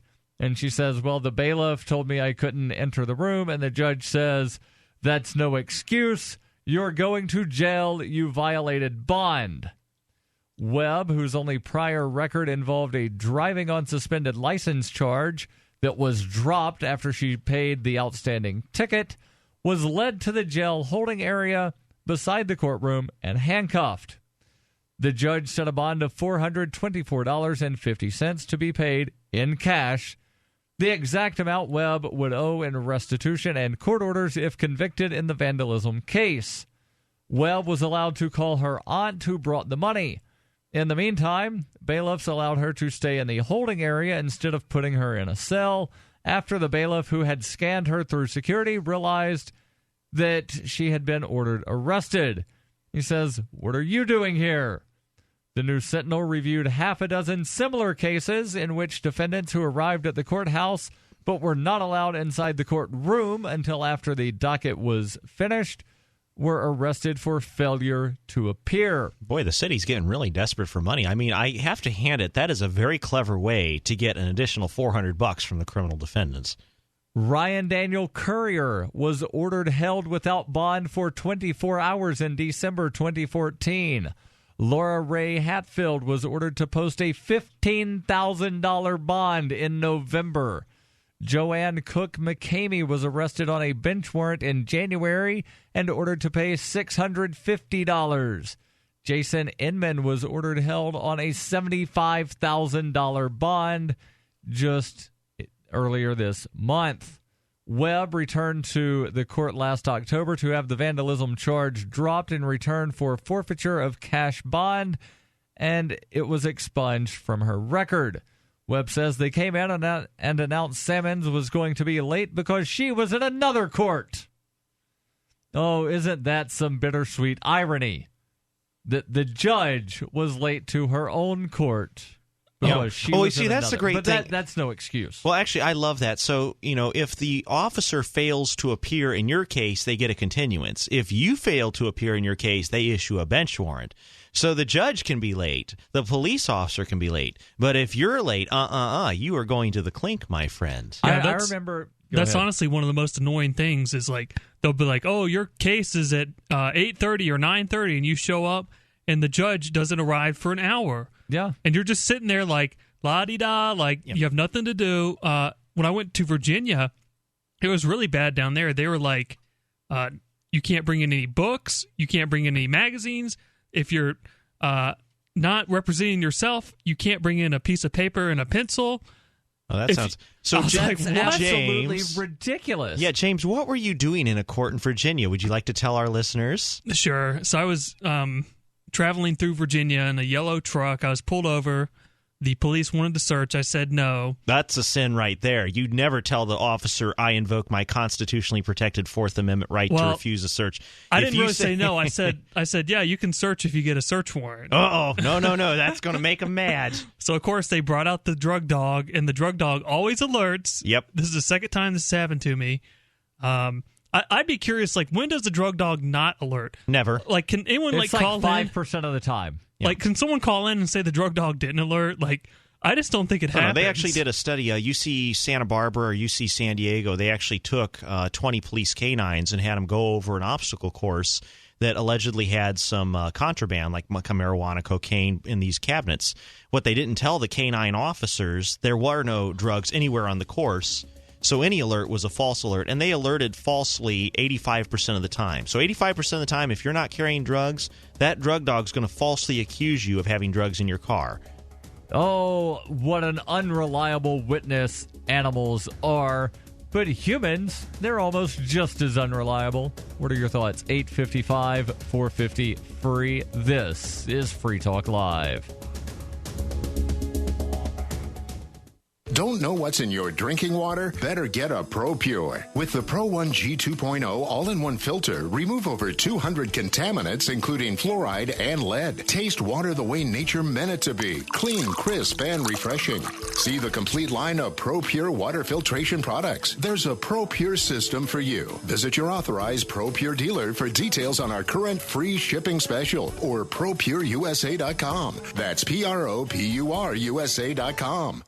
So you've got to take a state construction license exam or certification. Can't decide on what books or what chapters to study? Discover right now how you can eliminate unnecessary books and wasted study time. At contractorexam.com, our study materials zero in on state-required test topics in an effective, multiple-choice format. So whether you're a plumber, electrician, general contractor, or other construction-related trade, contractorexam.com will help get you prepared. Visit us at www.contractorexam.com today.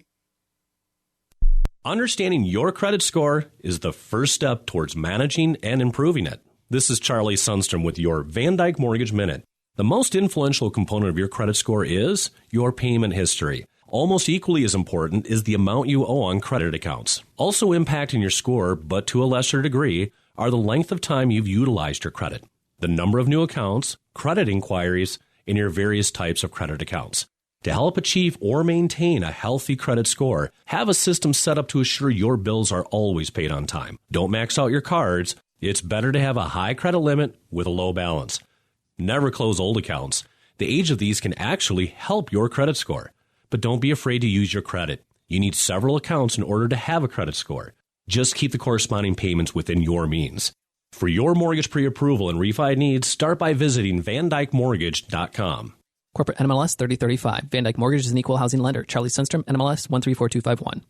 The new 4th edition of Healing Our World, The Compassion of Libertarianism, will take your understanding of liberty to a deeper level and has over 1,300 updated references, new cartoons, and a foreword by Dr. Ron Paul. With discounts for multiple book purchases, the 4th edition of Healing Our World is a great gift for the liberals, pragmatists, environmentalists, and Christians in your life who think libertarianism is cold-hearted. Get yours today at healing.freetalklive.com and use promo code FTL for a $5 discount. If you want to know the latest about Free Talk Live before we go on the air, all you need to decide is how you want it delivered. It's your choice. Visit news.freetalklive.com. You can get emailed announcements and participate in contests via our email updates list. Plus, we have a Twitter account that you can follow and a Facebook page where you can become a fan. So visit news.freetalklive.com to get news about Free Talk Live as soon as it's announced and the way you want it delivered at news.freetalklive.com. That's news.freetalklive.com. The Free State Project has reached its goal of 20,000 liberty lovers who've pledged to move to New Hampshire and get active to achieve liberty in our lifetime. Perhaps you're trying to figure out what part of New Hampshire should be your destination. If so, consider Keene. You'll find more than 150 reasons to move to Keene at move.freekeene.com. Keene is famous for its historic, publicity-generating activism, as well as being the liberty media capital of the world. It's home to freekeene.com, New Hampshire's destination for liberty activism, news, and opinion. For years, we've been compiling over 150 reasons to move to Keene at move.freekeene.com, where you'll learn about some of what's happening here and what makes Keene a great place to live. If you love liberty, you'll probably enjoy anywhere you end up in the Shire. But do your due diligence first. Please visit move.freekeene.com for the full list of over 150 reasons to move to Keene. That's move.freekeene.com. You can connect with the Liberty Radio Network via our Facebook page at facebook.lrn.fm. That's facebook.lrn.fm.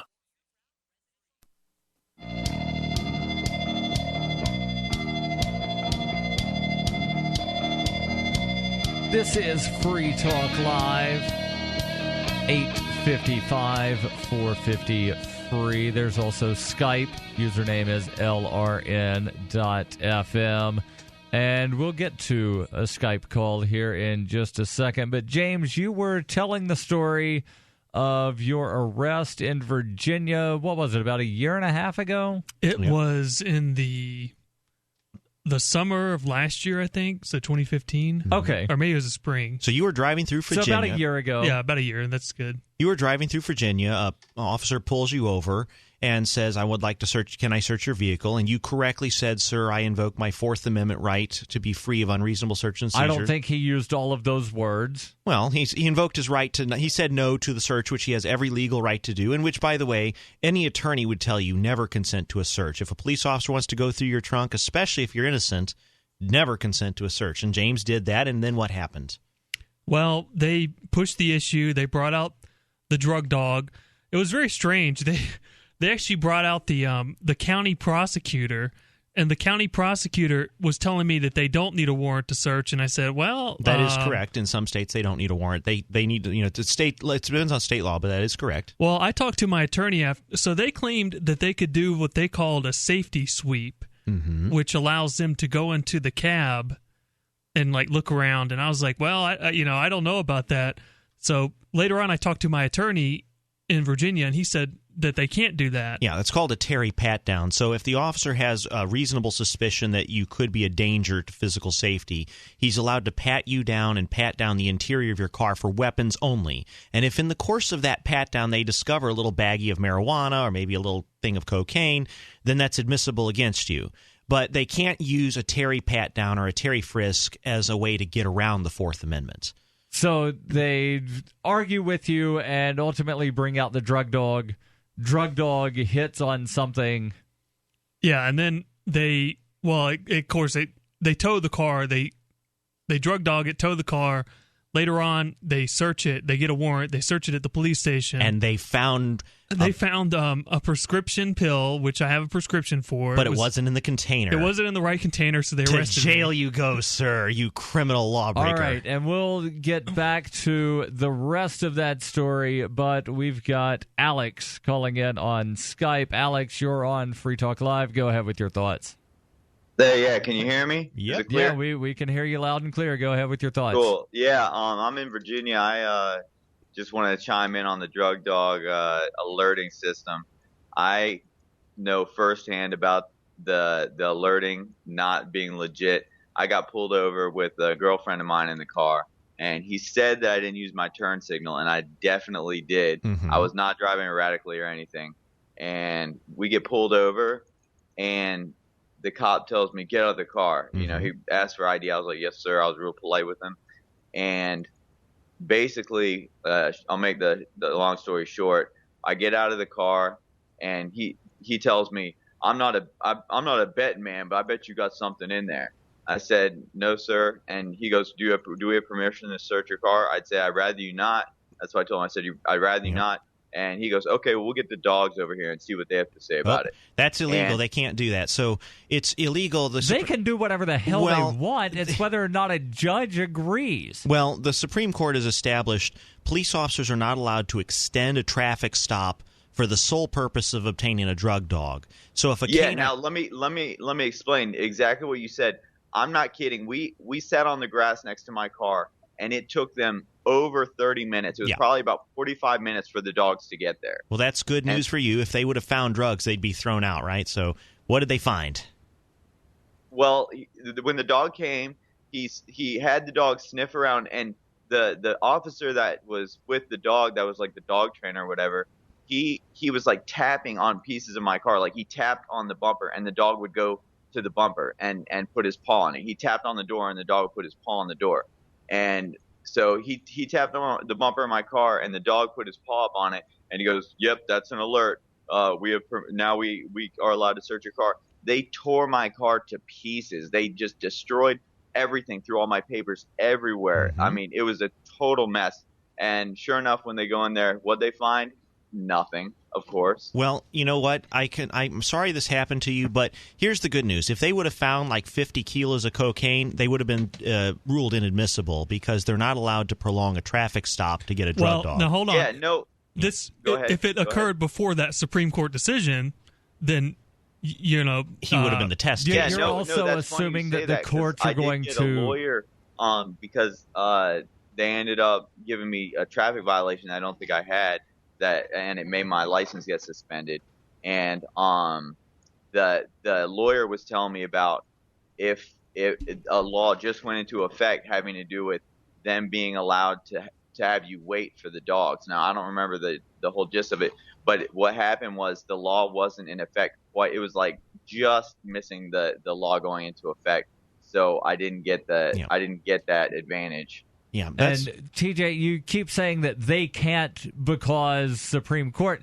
They can do whatever they want. It's whether or not another judge upholds you saying they're not allowed to do this. Well, you did a very good job. I mean, the only thing you probably should have done differently is when he says, "Are there any drugs in the car?" You said no, and you don't want to say no because they're not going to believe you. What you say is, I'm not answering any questions without my attorney. Here's the thing: if you would have said no and they would have found, say, one little marijuana leaf that, say, someone who had given a ride to the day earlier had left anything. Well, now they got you for lying to a police officer. So that officer's going to testify on the stand. Is that a charge, lying to a police officer? It is federally, 18 U.S.C. Section 1001, which is one of the reasons I'm glad I was here when the FBI raided the studios, is they will try to ask questions like, oh, how many miles does your car have on it? Well, agent, that's not relevant to an investigation. We are not answering Yeah. that without our attorney.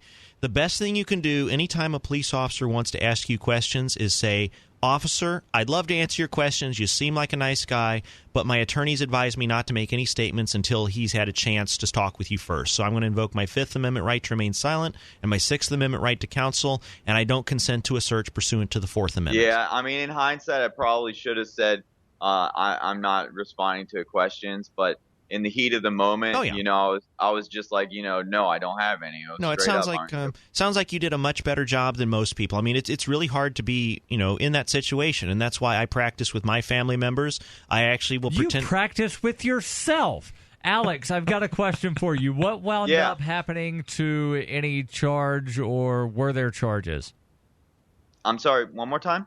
Were there any charges that came about from that traffic stop?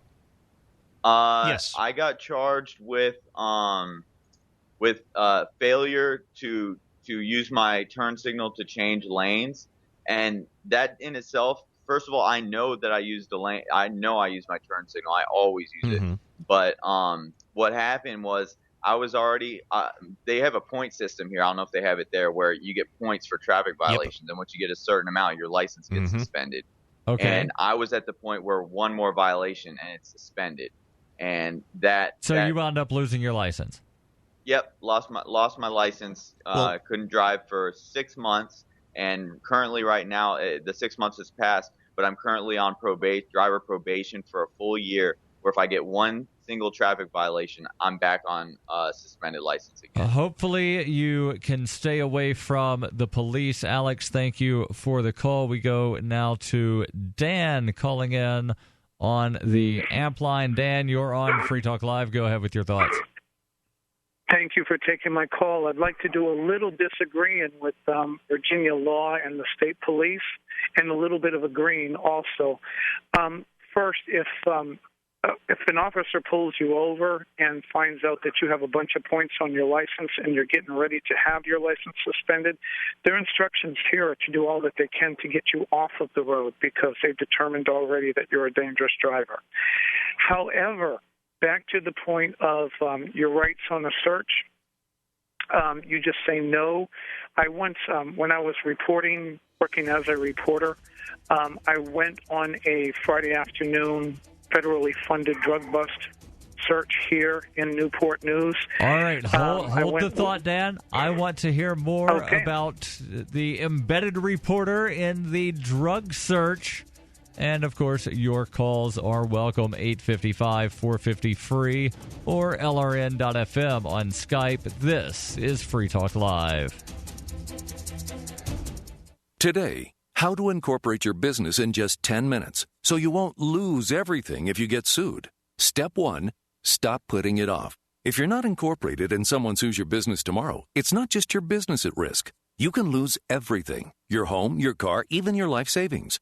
Step 2, call the following number for a free 10-minute incorporation guide from Incorporate.com. 1-800-975-5269. They don't provide legal or financial advice. They just make incorporating quick and easy. So you can incorporate or form an LLC in just 10 minutes. That number again is 1-800-975-5269. Step 3, congratulate yourself. By taking just 10 minutes to incorporate your business or form an LLC, you protected your home, your car, and your life savings. And that is how you incorporate your business in just 10 minutes. But hurry while they're still giving away these 10-minute incorporation guides for free. Call 1-800-975-5269. That's 1-800-975-5269. Hi, Pat Matthews again. I want to talk to you about selling online. And when I say selling, I'm talking about your home, your car, and even buying a house or a new set of wheels. There's a new kid in town, and that's buysellmakeoffer.com. The revolution has already begun, and I invite you to be a part of it. You see, get in on the ground floor because buysellmakeoffer.com never charges item fees. Can you imagine what the other guys might charge you for selling a car on their site, let alone a house? Well, buysellmakeoffer.com doesn't do that. And you can use Skype and YouTube videos to sell your products, big or small. Go right now to buysellmakeoffer.com and set up your account. For as little as $7.95 per month, you can sell up to 50 items, and they'll give you the first 30 days free just to try it out. Remember, no per-item fees. Join the revolution today. BuySellMakeOffer.com. And tell them Pat Matthews sent you.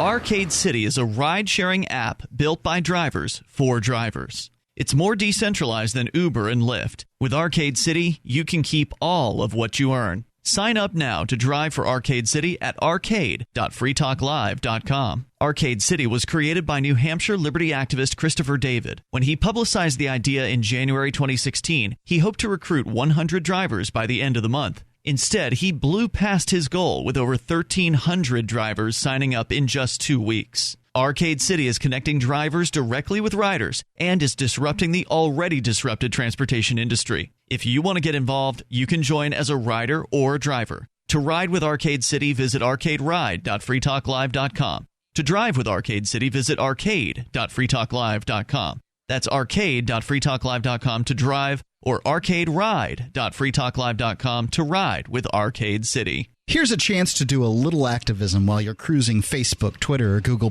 Between the LOL cats, the recipes, the hot girls, and the inspirational sunrise memes, Free Talk Live's posts pass by your newsfeed. Like them, comment. It gives us more exposure. If you don't see our posts, click like at facebook.freetalklive.com and then hover over it to click Get Notifications. It's an easy way to spread the ideas of liberty a bit further. I know you're busy, but you can spare that tenth of a calorie it takes to click on something. facebook.freetalklive.com. Cell 411 is a free app for Android and iOS that replaces government-controlled 911. Cell 411 allows you to preset a group of friends or private organizations to show up at any emergency. Cell 411 is a nightmare for the state because it proves their so-called services aren't needed. Cell 411 has had thousands of installs, and of course it's covered by the BIPCOT no government license. Cell 411 because your friends won't shoot you when you're in trouble. Without the government, who would build the emergency services? You and Cell 411. Get it today at getcell411.com.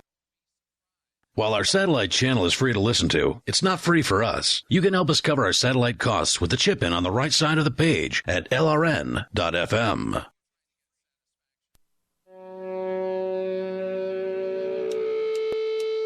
Yeah! This is Free Talk Live. 855-450-FREE. That's 855-450-3733. And we do have Skype, and you will generally sound better if you call in on Skype. Username there is LRN.FM.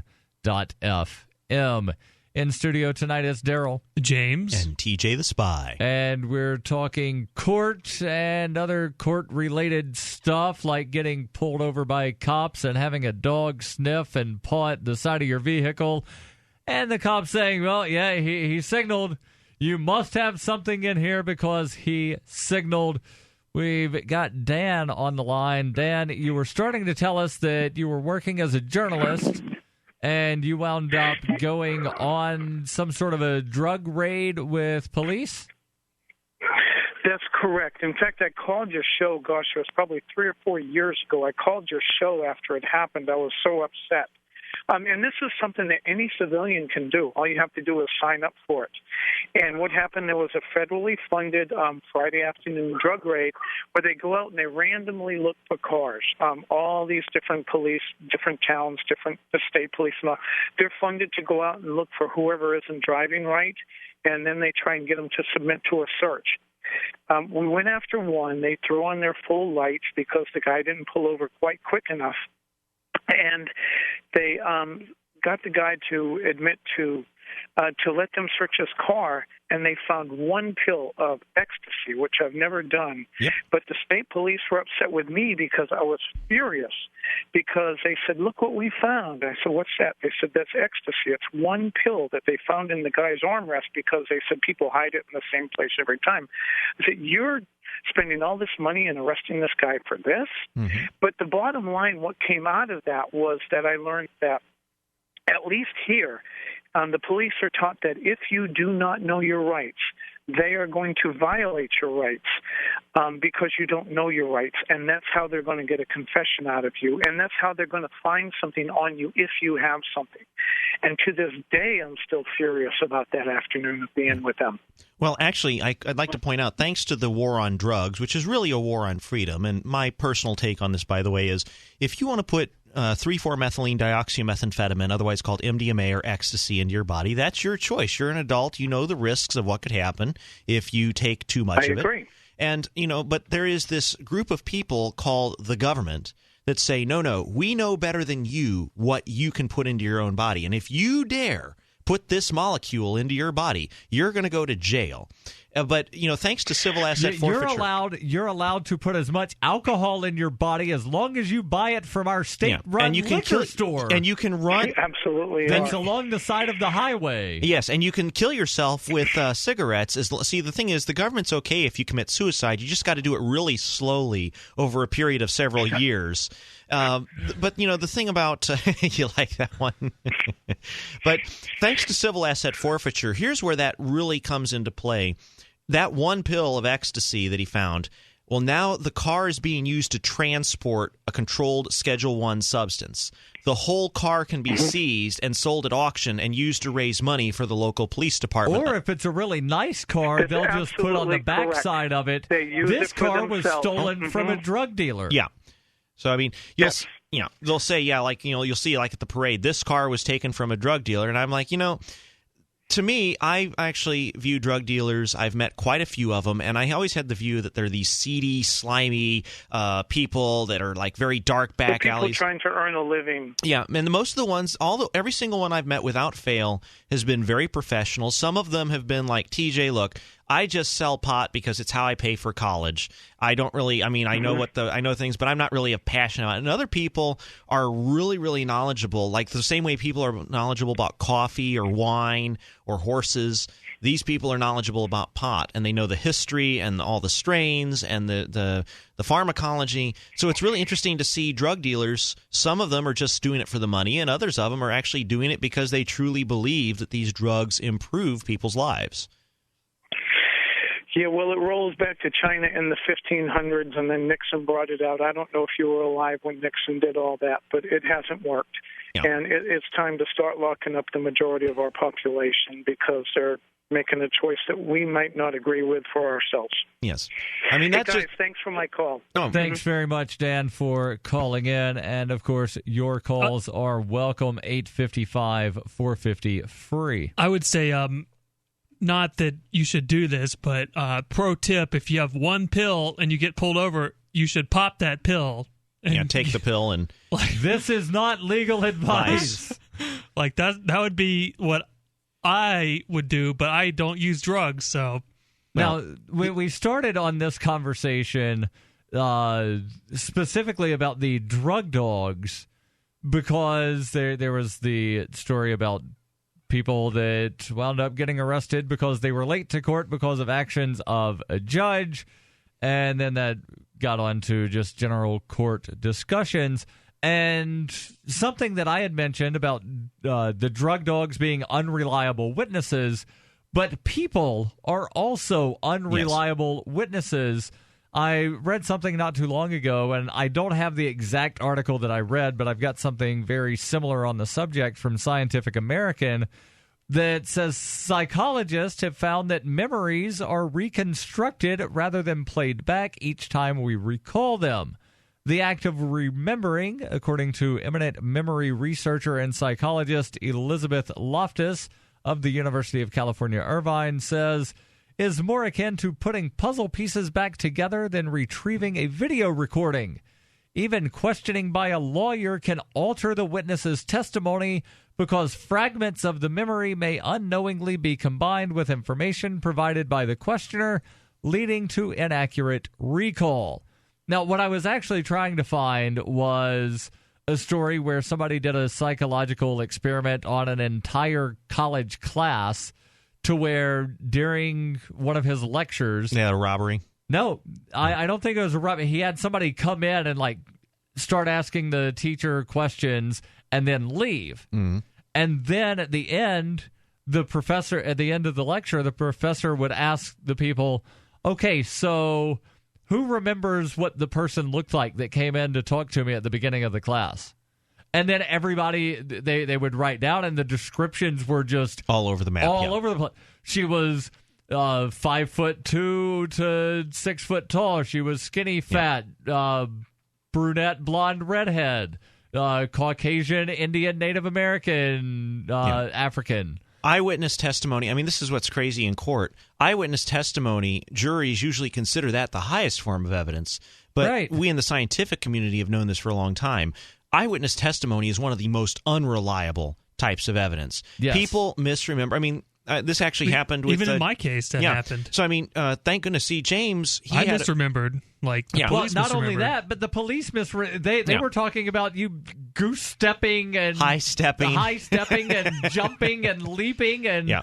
all of this other stuff all at the same time simultaneously, and it all happened in like 2 nanoseconds. Yeah, well, people are asking, did Trooper Gazer lie on the witness stand? And I say, well, no. What happened was the thing was 2 years ago. He doesn't remember what James said or did. The swift sword of justice. So yes, thank goodness for the swift sword of justice, where it takes 2 to 3 years. The dull, swift sword.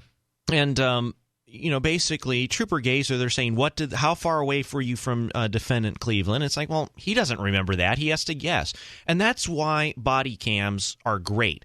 Every police officer should have a body cam for the sole reason, 2 years, 3 years when it comes to trial. What did you say to the suspect? What did the suspect say to you? How far away from you were you with the suspect? Where did you find the knife? All that stuff, you're not going to remember that. I saw there are huge problems with body cams if they're recording everything from the moment the officer goes on the clock until he gets off the clock, because then that is just unregulated mass surveillance. And before you respond, if somebody said we should put up video cameras that record everything in a fixed location downtown, libertarians would be up in arms and say that's a violation of civil rights and civil liberties. But you put a roving camera that records everything 24 hours a day, 7 days a week, and it's attached to a police officer, and all of a sudden it's the greatest thing since sliced bread. Yes, well, here's the thing. Mass surveillance is never a good idea. No, I saw a funny article today. It's from the Union Leader. Portsmouth Police, the chief is saying that body cameras could cost $18,000 a day. I need to get in on that. Yeah, I'll pull that up here. I mean, James, I know you have a dash cam in your car, and I have a body cam, and the reason we do is so that if there's ever a question about who said what or did what when I'm interacting with the police officer, I can go to court and say, here's exactly how it happened, Your Honor. I still contend that mass surveillance is never a good idea, even when it's on a mobile police officer going all over town, recording 24 hours a day, 7 days a week. What are your thoughts? 855-450-FREE. This is Free Talk Live. Are you searching for your soulmate? Someone you can trust, who will never betray you? Or cooperate with the NSA? Stop searching. With EasyDNS, you found a keeper. EasyDNS does it all. Domain names, web hosting, and managed WordPress hosting. EasyDNS stands up for your internet freedom. And with servers in Canada, they do not cooperate with the NSA. Go to EasyDNS.com. You'll love their services or get a full refund. They guarantee it. And they accept Bitcoin. That's EasyDNS.com. Free Talk Live has partnered with Amazon, the largest internet retailer. Imagine a department store category, and Amazon has it. Books, electronics, office products, furniture, jewelry, automotive, toys, clothing, sporting goods, and dozens of other categories. Now you can shop and support Free Talk Live by entering Amazon through our website. Go to shop.freetalklive.com, and Amazon will send us a portion of your purchase. You're going to do the shopping anyway, so remember to enter through our site at shop.freetalklive.com. That's shop.freetalklive.com. This is your Roberts & Roberts Brokerage Daily Precious Metals Update. In early trading Thursday, gold is $2 lower at $1,222 per ounce. Silver is even at $15.36 per ounce. Bitcoin is trading at $416 US. Both silver and gold are significantly lower after yesterday's sharp drop. This would be a great time to take advantage of buying on the dips. Give us a call at 800-874-9760 or visit us online at rrbi.co. So you've heard all 3 hours of the latest episode of Free Talk Live, and you're still hungry for liberty-oriented audio content? Did you know that we have another 24/7 audio stream at LRN.FM? The Liberty Radio Network airs the latest episodes of some of the best liberty-oriented podcasts on the internet around the clock. In addition to recorded content, you'll also hear live shows like Free Talk Live, originating from our Keene, New Hampshire studio. So listen anytime at LRN.FM. That's LRN.FM. You're listening to the live edition of Free Talk Live. Hour number 3 is next after the news here on the Liberty Radio Network at LRN.FM. From Keene in the Shire, the Liberty Media capital of the world, this is Darryl W. Perry, host of FPP Radio News for Friday, March 25th, 2016.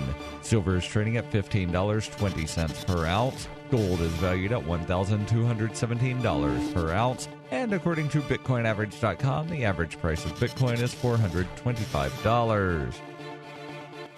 Antiwar.com reports Iraqi officials have launched a new round of offensives against the Islamic State, targeting sparsely guarded villages southeast of the major city of Mosul, and reportedly capturing several with the help of U.S. airstrikes. Prime Minister Haider Abadi said the offensive was swift and decisive and bragged of the Islamic State being in retreat in the area. The Iraqi military touted the capture of the villages as a heroic operation. Yet the villages weren't exactly a high priority for the Islamic State to defend, and their focus appears to be split between defending Mosul itself and pressing an offensive against more valuable Iraqi territory around Kirkuk. Indeed, in many ways, the Iraqi offensive seems more reactive than proactive, aiming to take some of the pressure off the Makhmur area by clearing out the villages. Launching a real offensive against Mosul, however, is still months away under even optimum circumstances. Bitcoin Not Bombs is a launching pad for nonprofits and social entrepreneurs into the financial freedom of the Bitcoin economy. Bitcoin Not Bombs offers premium publicity campaigns designed to facilitate an organization's adoption of Bitcoin as a payment system and to fully capitalize on that decision in their fundraising efforts. Bitcoin Not Bombs is fully committed to being the hub of the nonprofit sector of the Bitcoin economy, maximizing the potential cross-promotion of all our clients and commercial partners. To learn more, visit bitcoinnotbombs.com. UPI reports Vice President Joe Biden is tired of Republicans trying to use his past against him in the current fight over a replacement justice for the Supreme Court. In an address at Georgetown University's law school on Thursday afternoon, Biden waded into the discussion which has been at the heart of GOP inaction concerning President Barack Obama's Supreme Court appointee, Washington, D.C. appellate judge Merrick Garland. Republican leaders, including Senate Majority Leader Mitch McConnell, have cited the so-called Biden rule, remarks Biden made in 1992 as part of their reasoning for refusing Garland a confirmation hearing. The vice president told a crowd of law students Thursday, "There is no Biden rule. Frankly, it's ridiculous. There's only one rule I ever followed. That was the Constitution's." The Biden rule, according to Republicans, is an argument the vice president made 24 years ago when he was Senate Judiciary Committee chairman, that the upper chamber has the right to refuse a president's nominee, particularly in an election year. While Biden's old remarks have given Republicans ammunition in the fight, he says that argument has been misinterpreted out of context and that he was only criticizing the politicization of the Supreme Court nomination process. The vice president added that his committee gave a hearing to every nominee former President Bush submitted to it. Biden said he has always been consistent in his advocacy of the Constitution's stipulation of advise and consent between the White House and the Senate when it comes to nominations for the Supreme Court justices. For nearly 40 years, Roberts & Roberts Brokerage has been a trusted source for buying and selling precious metals like gold and silver. They also take Bitcoin for precious metal purchases and have permanently removed the minimum purchase amount for all orders paid in the digital currency. Call Roberts & Roberts today for knowledgeable advice on buying and selling precious metals and a forward-thinking approach to new technologies. 800-874-9760 or visit online at rrbi.co. Reuters reports a former Arkansas judge was sentenced to 10 years in prison on Thursday in a federal court in Little Rock after he pled guilty to lowering the amount of damages a jury awarded in a civil suit in exchange for campaign contributions. Michael Maggio, a former state district judge, reached a plea deal in 2015 where he admitted to receiving the bribes to reduce a $5.2 million judgment in a civil negligence case against a nursing home company to $1 million. Maggio met with an unidentified person who said he he could provide about $50,000 in campaign funds in return for a favorable ruling in the civil case. In the plea deal, Maggio admitted that he corruptly accepted and agreed to accept from another something of value that is campaign contributions in connection with a business matter in his court. Maggio was removed from office in September 2014 after admitting he disclosed information about the adoption of a child by Academy Award-winning actress Charlize Theron, which was handled by another judge in the state. This has been FPP Radio News, online at fppradio.com. The new Netflix Gas lets users instantly inhale multiple seasons of TV shows. An area man is worried the nation's healthcare debate might be getting political, and a bullied 8th grader incorrectly thought classmates would leave him alone during a field trip to the 9/11 memorial. Don't mistake my kind, gentle tone for one of love or support. This is the Onion Week in Review. According to a report released this Tuesday, no one, absolutely no one, will ever stack up to your 8th grade boyfriend, Brian Bowden, who you dated for 6 weeks in middle school. A 43-page study from Stanford University confirmed that no other guy in your life will ever be as kind or caring as the 13-year-old who held your hand during the scary parts of Jurassic Park, who had that really cool chain wallet, and who bought you 2 pink carnations on Valentine's Day. The report added that while your current boyfriend does have a lot going for him, he will certainly never cut class with you to listen to the dead Kennedys' Frankenchrist on a Sony Discman. Brian used to do that with you. He used to do it all the time. This is the Onion News Network.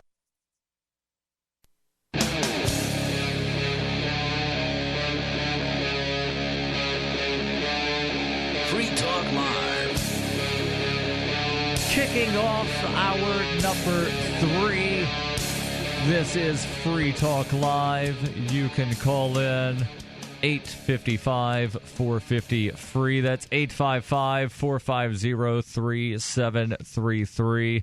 And we have Skype as well. The username is LRN.FM. It turns out that humans make bad eyewitnesses. Researchers have created false memories in people, and what is more, many of the individuals are certain that the false memories are in fact real. In one well-known study, psychologist Elizabeth Loftus of the University of California, Irvine, and her colleague Jacqueline Pickrell gave subjects written accounts of 4 events, 3 of which they had actually experienced. The 4th was fiction. It centered on the subject of being lost in a mall or another public place where he or she was between the ages of 4 and 6 years old.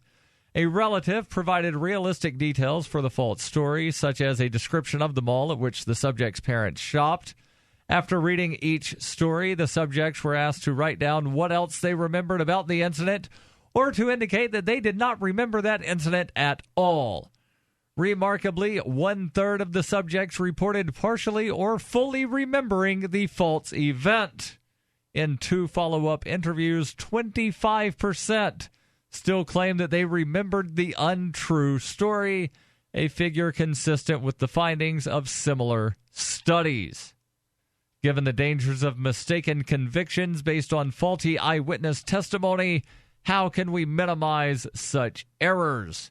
The Innocence Project has proposed legislation to improve the accuracy of eyewitness identifications.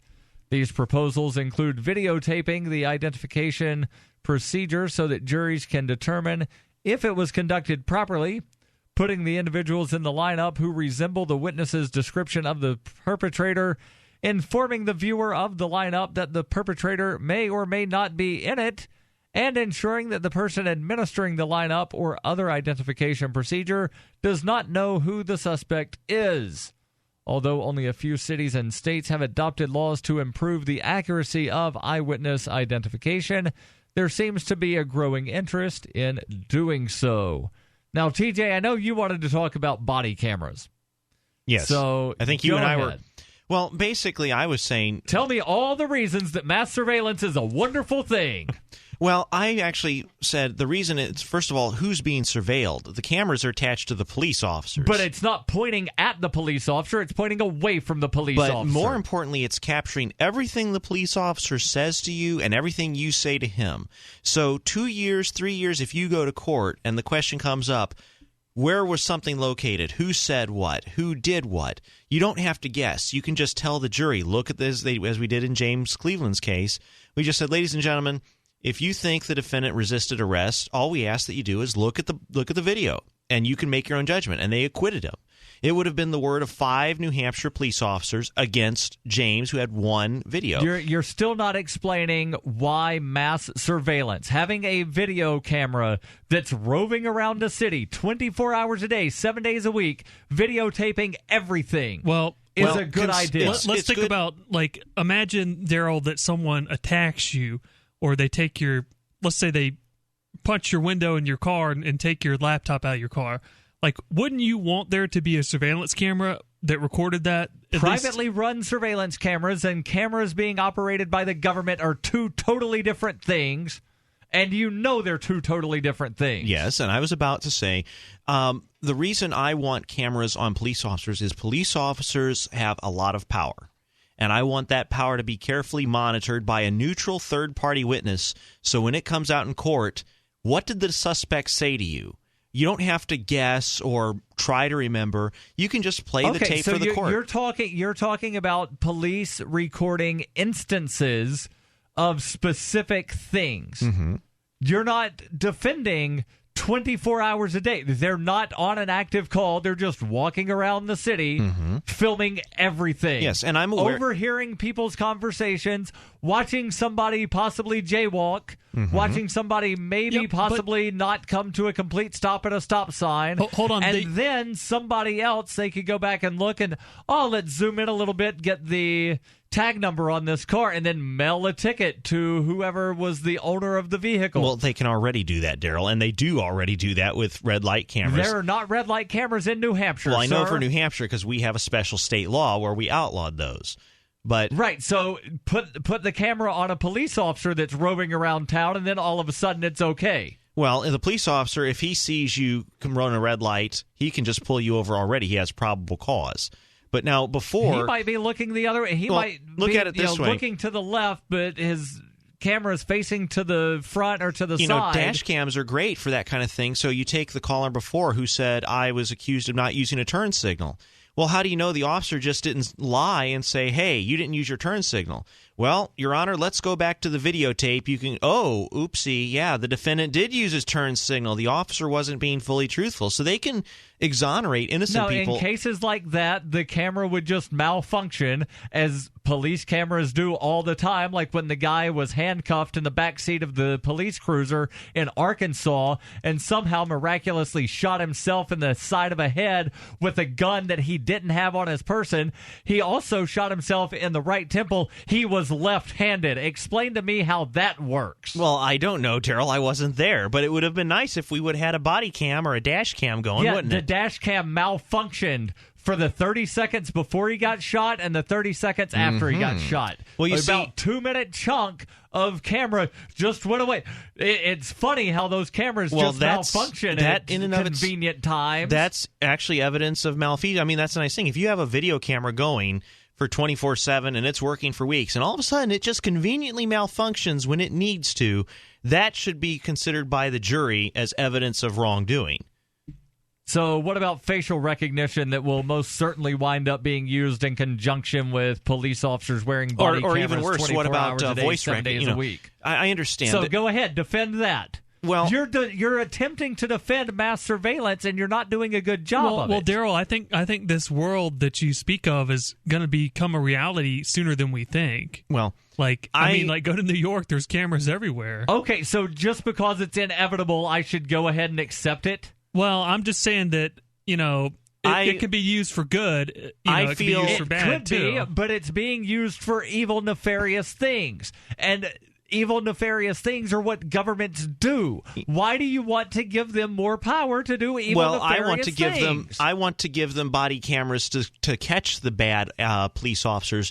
So the police officers who are abusing their power, they are planting evidence or lying, those body cams are an excellent way to catch people. Okay, and we had somebody, it wasn't a police officer, it was a private citizen that caught on videotape police officers choking and killing a man on the street for selling cigarettes. You're talking about Eric Garner. And it didn't do a damn thing to bring about police accountability. Well, that's so this mythical. If we put police camera, have police cameras, then all of a sudden accountability, it flies against reality where stuff gets videotaped. The Kelly Thomas situation is a perfect example where over 51 times he made pleas for help and was apologizing for what he was doing, which was basically existing in the presence of police officers that were tasering him in the face and punching him and kicking him repeatedly enough to kill him. That was caught on video, and every one of those officers was acquitted of wrongdoing. Well, I'd like to point out, like in the Eric Garner situation, that was the person who was selling loose cigarettes, and he was choked by the NYPD. The only reason that became a thing at all was there was a video. If there would have been no video, it wouldn't have even made the news. Right, and the police were still acquitted of wrongdoing, so there was no police accountability. Well, one good thing that happens is you can point to that story and say, look, the system is so, obviously this Eric guy was not doing anything wrong, and the police overreacted and killed him, and then nothing happened, and you can use that as an example and say, look, there's something wrong with the system. Right, and there are a bunch of things that happen where it's never on video, and there's still no police accountability. What are your thoughts on this? 855-450-FREE. This is Free Talk Live. We're also available on Skype, username LRN.FM. Are you suffering with hearing loss? Are you sick of people constantly complaining that your TV is too loud? Are you tired of asking people to speak up? Would you like to hear more clearly, but you don't want to wear a hearing aid that makes you look old? Then you need to try Listen Clear, a life-changing breakthrough precisely designed by top audio engineers to fit your ear almost invisibly. And you can adjust Listen Clear to find the perfect way to hear everything, wherever you are and whatever you're doing. And right now you can try Listen Clear absolutely risk-free with free shipping. We'll even give you free batteries for life. So call now, 1-800-719-9349. Listen Clear is lightweight and completely hassle-free, and it's practically invisible. Call for your 100% risk-free home trial with free shipping and free batteries for life. For free information, call now. 1-800-719-9349. That's 1-800-719-9349. 1-800-719-9349. Hey everyone, with 20 plus years as a radio host, I've seen about everything. One thing that keeps recurring, though, are these timeshare charlatans. These high-pressure salespeople who get folks to come out to some resort for a special weekend offer. Then they get them in a corner and browbeat them and coerce them into buying a timeshare they don't need, they don't want, and they can't afford. And then they're stuck with that thing forever. Monthly payments, mortgage payments, annual fees, they keep going up and up. Well, up until recently, people thought they couldn't get rid of these things. You can't get out of the contract, you can't get out of the deed or the membership. Well, that's not true. My friends at American Consumer Credit, a timeshare release company, can get you free. That's their personal guarantee. 12 years in business, free consultation, A-plus rating with the BBB, they're the real deal. You want to get out of your timeshare contract? Call them now. 800-587-EXIT. That's 800-587-3948. 800-587-EXIT. Call now, 800-587-3948. We turn to Washington, D.C., where America's roommates are holding a rally as part of their new One Vote Doesn't Matter political action campaign. The rally, which drew thousands of roommates, ranging from the guy who keeps all of his groceries in his room to the guy whose name the lease is under, is just a part of a surging grassroots movement to spread the message that one person's vote can't make a difference if you really, really think about it. This is like the most important election of our lifetime. We just want to get the word out that it's already been decided in some smoke-filled boardroom. I pretty much minored in poli-sci, so I think I get this stuff.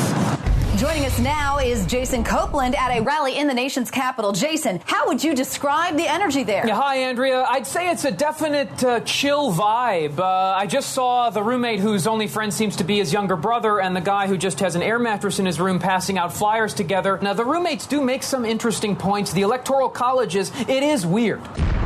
This is the Onion News Network. LRN.FM is proud to announce our official listening apps for Android and iOS devices. Now you can easily tune into our streams anywhere, anytime on your smartphone or tablet. Just visit apps.lrn.fm or search for lrn.fm in the Android or Apple app stores. Please download, rate us 5 stars, then share the link on your social media, and let your friends and family know how you're listening to LRN.FM. Download it now, free, at apps.lrn.fm. Liberty activists around the country are starting to realize politics alone won't set us free. So what will?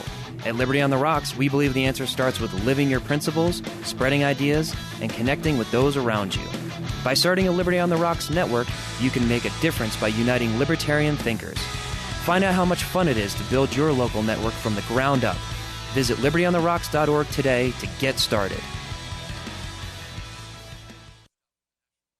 Help get LRN.FM into more ears. Visit promote.lrn.fm for a free bumper sticker, flyers, banners, graphics, and more. Promote.lrn.fm.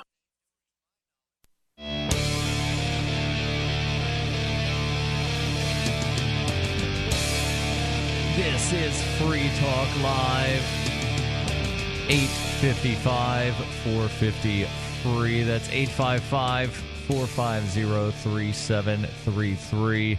In studio, it's Darryl, James, and TJ the Spy. And you want privacy? Well, you're not going to get it if these two fascists get their way and police wind up recording everything 24 hours a day, 7 days a week. But you can wind up getting some privacy back online. That is, if you have a VPN, and ProXPN is one of those, and they can give you your privacy back. ProXPN is a virtual private network that encrypts your data right from your computer or mobile device, and ProXPN offers OpenVPN, the gold standard of network encryption. They have apps for Windows, Mac, iOS, Android, and they have Linux support as well. And unlike other VPNs, ProXPN keeps no logs of your activities whatsoever. With more servers being added all the time, ProXPN works hard to give you greater speed and security compared to other VPNs. If you're a Windows user, ask about ProXPN changing your DNS settings for even greater anonymity. They do take credit cards, but they also take Bitcoin. And if you use the code FTL50, you can get 50% off the regular monthly price for the lifetime of an annual account. It can end up being cheaper per month than a good cup of coffee. Use the internet the way it was meant to be. Go to proxpn.com, use the code FTL50, and take back the privacy that is your right.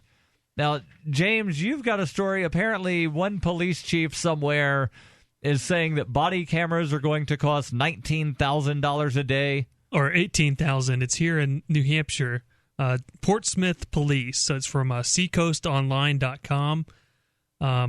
The police captain there, I guess Frank Warsell, if I'm saying that correctly, said Wednesday that he basically told the police commission that, you know, depending on how they outfit the police, the cost to outfit police officers with body cameras could be as much as $18,000 a day. All right, he's not just saying it could cost us $18,000 one time. He's saying $18,000 per day. That's correct. So he says depending on who wore them and for how long. I mean, like, to me, this is absolutely ridiculous. What are they doing here? Are they live streaming and paying for bandwidth? Yeah, that's a good question. I was just thinking that, during the Robin Hooding here, Garrett would basically record the entire time he was out there and then upload it to YouTube. So maybe these people are saying, like, we have to host it ourselves, we need to live stream it. I mean, like, how about this? Like, how about I'll do it for $15,000 a day? Like, I mean, $18,000 a day. That's like you could buy new cameras every day. Okay, so continue with the article. Maybe he explains in there somewhere exactly why it's going to cost $18,000 a day. He basically says that it would be the cost to operate body cameras on police officers would be about $6,000 a shift. So there's 3 shifts a day. Is he explaining where any of this cost comes from, or is he just throwing numbers out? Good question. He says, I will be advocating the use of car and body cameras for all police field personnel. So okay, well, these cameras at 1080p for an hour is 5 gigabytes of data. So you're talking on a 10-hour shift, 50 gigs of data. So assuming you're recording everything and not just turning it on when correct. you get Let's assume they're recording everything, Dave. See, Darryl, I am a mathematician. I have a degree in mathematics, and so what we do is things called estimation. Yes, and so we just throw numbers. I understand how estimates work. Okay, I'm just saying, if the police are going to have body cameras, they should only hit the record button after they get notified you're going on a call. Just like with a cabbie, they only turn on the thing when the ride begins. They're not, just running up the meter the entire day and charging people randomly throughout the day. They turn on the meter when the call begins. You turn on the body camera when you get notified, hey, we need you to respond to 1313 Mockingbird Lane. Got it. Turn on the camera. So they're saying that the camera cost would be $1,000 each for a, quote, decent camera, docking cradles, and batteries. Yeah, that sounds about right. Okay, that's a one-time expense, not a daily. I think the guy just completely misspoke, and it's being reported. They're saying that the video footage from the cameras would have to be stored, and the cost would be about $60,000 a year to do it in-house, and more to store it, quote-unquote, in the cloud. How long are they planning on storing $60,000 a year or a day? Because $60,000 a year just for storage. But how long are they storing it? Yeah, so I don't understand. Like, if you read this article, it says Reuters reported that the San Diego Police Department implemented a police body camera program with the first-year cost of $1 million, which would be like $2,700 a day. So right, and San Diego's got a lot more police officers than Portsmouth, freaking New Hampshire. Yes, it's really fascinating to Like, how did they arrive at this number? It sounds like they pulled the number out of their rear how big end, is Portsmouth, New Hampshire? Governments often do. I think it's like 20,000 people. Let's go to the phones. We've got Tim in Wyoming. Tim, you're on Free Talk Live with Darryl, TJ, and James. And we lost Tim. All right. Yeah, so, I don't know. Like, to me, the number just seems like... I guess I'd like to see some data behind it. Like, the article really doesn't go into it, but... There is no data when you pull a number out of your butt. I could come up with something and say, yes, it's going to cost me $347,219. Where's your data on that? That's how much it's going to cost me. Like it says the Los Angeles Police Department reported that its new body camera program will cost $1.5 million to start. So okay, that's to start. So that's buying all the cameras. And this guy in Portsmouth is saying, basically, we're going to have to spend money on cameras every day of the week. Well, the commissioner says we've got a limited budget, and it's always about priorities. Okay, well, currently at the current cost of storage for hard disks, it's about 5 cents per gigabyte. So you're looking at 25 cents per hour of footage that you want to store permanently on a hard disk. And how long are they storing this? That's the thing it doesn't say. Are they considering this to be public record and it's got to be stored indefinitely? Or is this something that's going to wind up being able to be deleted in 2 weeks? My guess is we've got Tim back on the line. Tim, you're on Free Talk Live. Go ahead with your thoughts. Hey, thanks for getting me back. Yeah, I was just wondering now, when we watch the videos of various police, what would you call them, various police accidents, if you will. I say accidents as in from them and, from their viewpoint and our being stupid and from their viewpoint. But anyway, when we're watching these things, are we getting the full, we're not getting the full, I'm not saying the full, I was about to say the full experience. We don't want the full experience because that might involve being beaten or shot or whatever, but no, we're not getting the full evidence because it's not always the audio is not always there, not completely there. The video is grainy quality hold your thought, Tim. We'll bring you back, but you never get the full experience, if you will, of what's happening because something could be happening behind the camera. Something could be happening way off to the right. Thoughts? 855-450-FREE. This is Free Talk Live. Don't know what's in your drinking water? Better get a ProPure. With the Pro 1 G2.0 all-in-one filter, remove over 200 contaminants, including fluoride and lead. Taste water the way nature meant it to be. Clean, crisp, and refreshing. See the complete line of ProPure water filtration products. There's a ProPure system for you. Visit your authorized ProPure dealer for details on our current free shipping special or ProPureUSA.com. That's ProPureUSA.com. So you've got to take a state construction license exam or certification. Can't decide on what books or what chapters to study? Discover right now how you can eliminate unnecessary books and wasted study time. At contractorexam.com, our study materials zero in on state-required test topics in an effective, multiple-choice format. So whether you're a plumber, electrician, general contractor, or other construction-related trade, contractorexam.com will help get you prepared. Visit us at www.contractorexam.com today. Since time began, tyrants have taken aim at personal liberties. Now there's a movie that aims back.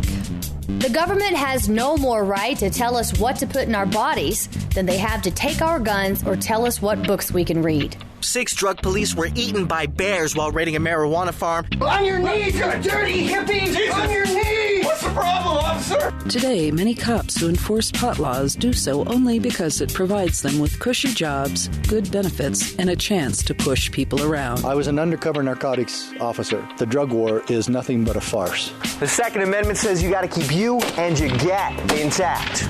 Guns and Weed, The Road to Freedom. A film by Michael W. Dean and Nima Vadavi. DVD available now at gunsandweed.com or on Amazon.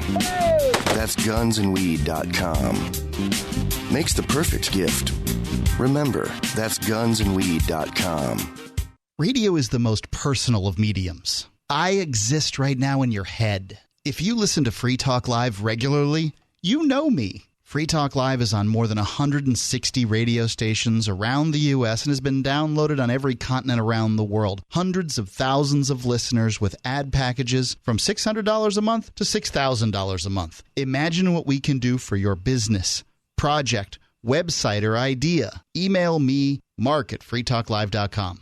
Free Talk Live has partnered with Amazon, the largest internet retailer. Imagine a department store category, and Amazon has it. Books, electronics, office products, furniture, jewelry, automotive, toys, clothing, sporting goods, and dozens of other categories. Now you can shop and support Free Talk Live by entering Amazon through our website. Go to shop.freetalklive.com, and Amazon will send us a portion of your purchase. You're going to do the shopping anyway, so remember to enter through our site at shop.freetalklive.com. That's shop.freetalklive.com. The warning signs. At first, he made me feel special. He promised he'd look after me, provide for my future. He broke every promise he made. Millions of Americans afflicted. I was ready to leave, but he told me he'd change. So I gave him another chance. I was such a fool.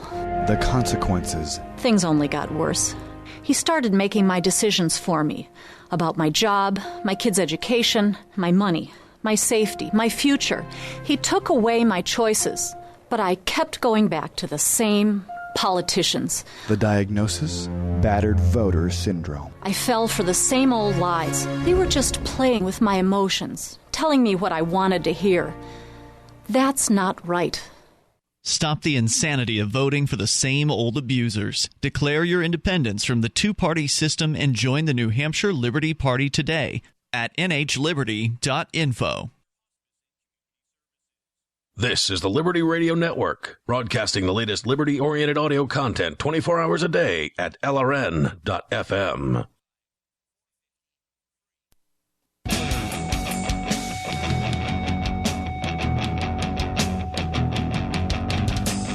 This is Free Talk Live. 855-450-FREE. That's 855-450-3733. And you can also call in on Skype. Username is lrn.fm. We've got Tim on the line in Wyoming. Tim, you're on Free Talk Live with Darryl, TJ, and James. Yeah, thanks for holding me over there. I appreciate it. Now, the question I was going to ask, now, you may or may not have seen the video of the guy who built the Mitsubishi Mitsubishi Eclipse with it's fully armored, it's got solid, polycarbonate windows.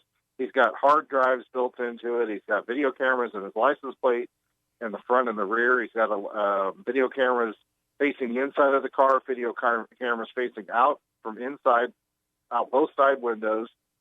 And he said for what he built it, I think he said it cost him about $15,000. But it's got multiple cameras. As I say, it's got multiple hard drives, multiple cameras. It has a Wi-Fi connection, so you can actually download or offload something onto a hard drive, an external hard drive or a remote hard drive to somewhere else. He has SD or micro SD cards built into the other, included in all of his recording devices as well. And what's the point that he's trying to prove, that he can give a full 360 experience?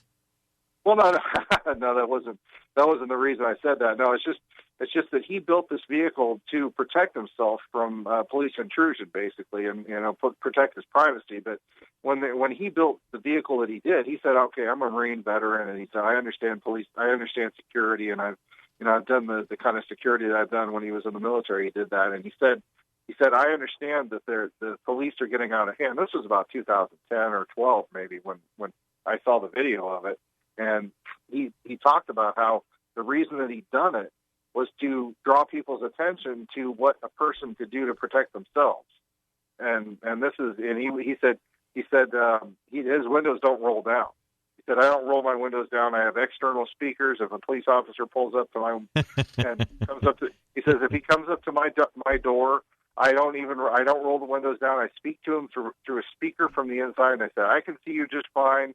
What is it that you need to talk to me about, or whatever it is?" I mean, the reason that he said this is he wants to make sure that people understand, just because you're being stopped, it doesn't mean, they have the right to drag you out of your car and beat you senseless. And that's the right that they think they have, unfortunately. I mean, as I said before, when I used to live in Northern California, the city just south of me was where the police officer walked up and drew his gun on the guy who was attaching his boat to his truck. That was the one. And I as I said, I dealt with that officer before. I know how he is, and that was the reason I say, that's just a small. I mean, that's what 1/100th of 1% of the possible things that could be recorded on video.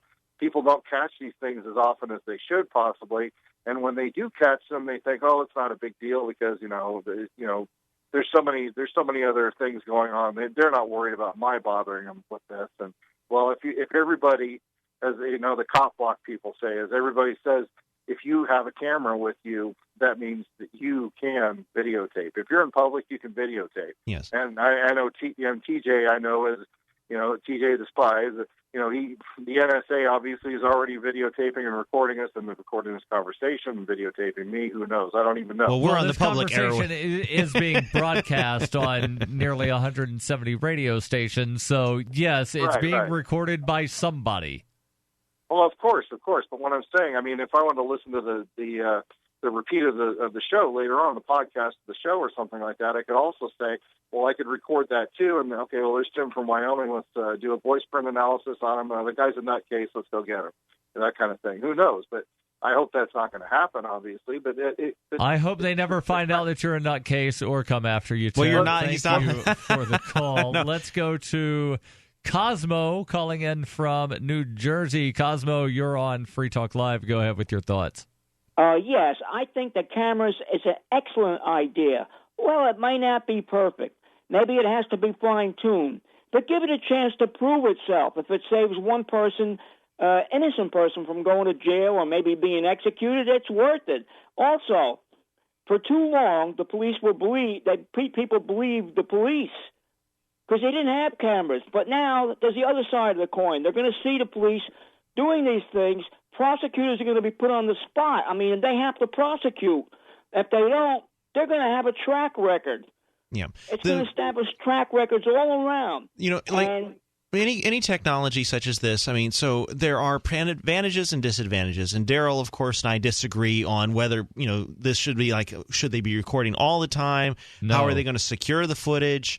Are they going to run voice recognition, facial recognition, license plate recognition on all the footage they collect? Because technology only gets better with time. Computer algorithms get better at time.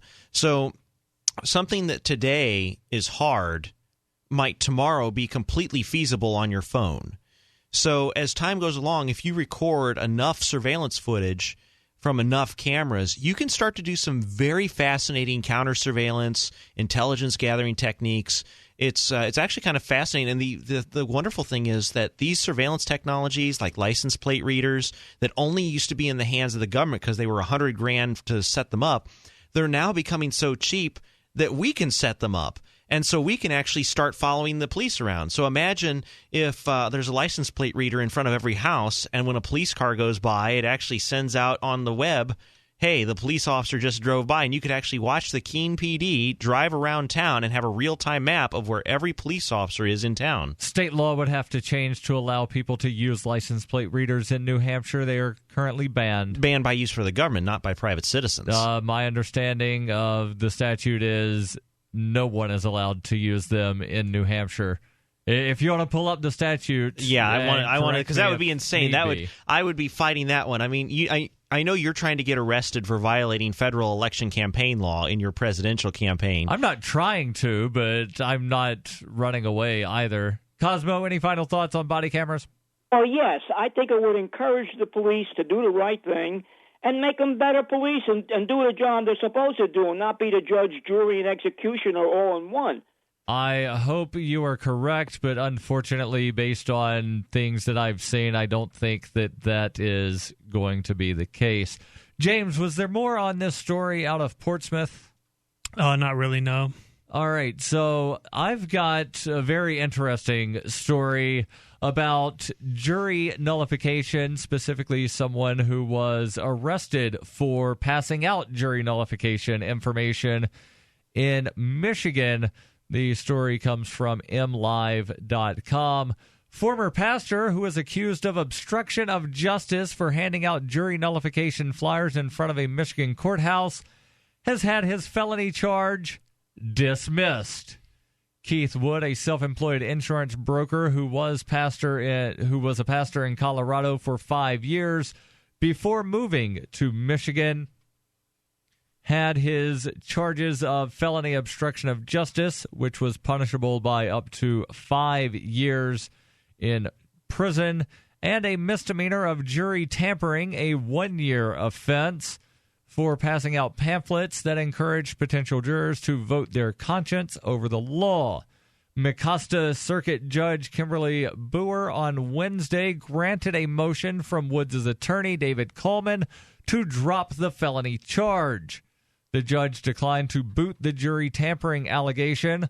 Wood admits that he was giving people the flyer titled, "What rights do you as a juror that the judge won't, or what rights do you have as a juror that the judge won't tell you about?" He was handing those out on the sidewalk outside of the courthouse. Potential jurors entered the building reading the brochure that led the judge to call for his arrest. Woods was jailed for 12 hours, had a $150,000 bond. He used a credit card to pay the $15,000 required for his release. The judge ordered the money to be refunded. Your thoughts on this or anything else in the final moments are welcome. 855-450-FREE. That's 855-450-3733. This is Free Talk Live. Here's a good idea. When you have a legal matter like creating your will or legally setting up a business with a corporation or LLC, you don't necessarily need a law firm. Use LegalZoom.com. At LegalZoom.com, you answer straightforward questions online, and they take care of the rest. They even review your answers for common mistakes and guarantee your satisfaction. Free Talk Live listeners, you'll get 10% off your order by typing in FTL in the referral box at purchase. Don't procrastinate with these important legal documents. LegalZoom.com. There comes a time when you need custom embroidered or screen printed apparel for your business, organization, or a special event. Corporate Casuals has been helping people create great-looking logoed apparel for over 25 years. They can produce a single piece or thousands using name brand apparel like Nike, Patagonia, Adidas, and Hanes. Create your logo in their online embroidery design studio or upload your existing logo and they'll turn it into embroidery. Go to corporatecasuals.com/FTL and include FTL in the order notes and save 5% on your order. Are you tired of commuting to a job that makes someone else rich? Working harder than ever, but getting nowhere? Do you hate spending hundreds of dollars every week on daycare? Having someone else raise your children? With our opportunities, you can start earning money as soon as next week. You get to be the boss, work from home, and live a happier life. At Be the Boss Network, you'll find hundreds of work-from-home opportunities that you can literally start today and be earning money as soon as next week. Go to freedom106.com and start earning money as soon as next week. You get to be the boss. Get out of the rat race. Work from home. Go to freedom106.com right now and change your life today. That's freedom, the number 106.com. Go to freedom106.com and start earning money as soon as next week. You be the boss. Go to freedom106.com. Why did you move to the Shire? I moved here to the Shire because there's other people around who take liberty just as seriously as I do. I moved to the Shire because I saw videos of people challenging authority and thought that I could get support myself. It called to me, like, do this right now. I wanted to be around people like me who got it, and once I got here, I knew there was nowhere else that I wanted to be. I've always wanted to change the world, so I moved to the Shire to join people who were actually working towards doing the same thing. The people here are awesome, loving, and positive. It was for the adventure and for the feeling of something important is happening here, and I just wanted to come to sort of be part of that. Visit ShireSociety.com to read and sign the Shire Society Declaration and learn the reasons why, if you love liberty, you should immigrate to the Shire. Plus, add yourself to the Shire map at ShireSociety.com. That's ShireSociety.com. The three most important things you can do for Free Talk Live are: 1, share one episode a week on Facebook or in some other social networking site. 2, buy the things you buy online through shop.freetalklive.com. 3, give $5 a month to the AMP program. It's my firm belief that Free Talk Live's AMP program is the best use of your charitable dollar among liberty-oriented organizations. Support all the organizations you love, but make sure you give $5 a month to AMP at amp.freetalklive.com. This Your Family Today tip is brought to you by Nestle Toll House Morsels, helping you create special moments and memories your family will cherish forever. Visit us at tollhouse.com. You may bake for birthdays and holidays, but why stop there? Sweeten up the rest of the year by designating monthly dessert days. Treat your family to one of their favorites or surprise them with something new. Either way, you'll create a tradition everyone will love. For more tips like these, visit us at parenthood.com/yourfamilytoday. You can sign up to receive the latest about the Liberty Radio Network via our email updates at updates.lrn.fm. That's updates.lrn.fm.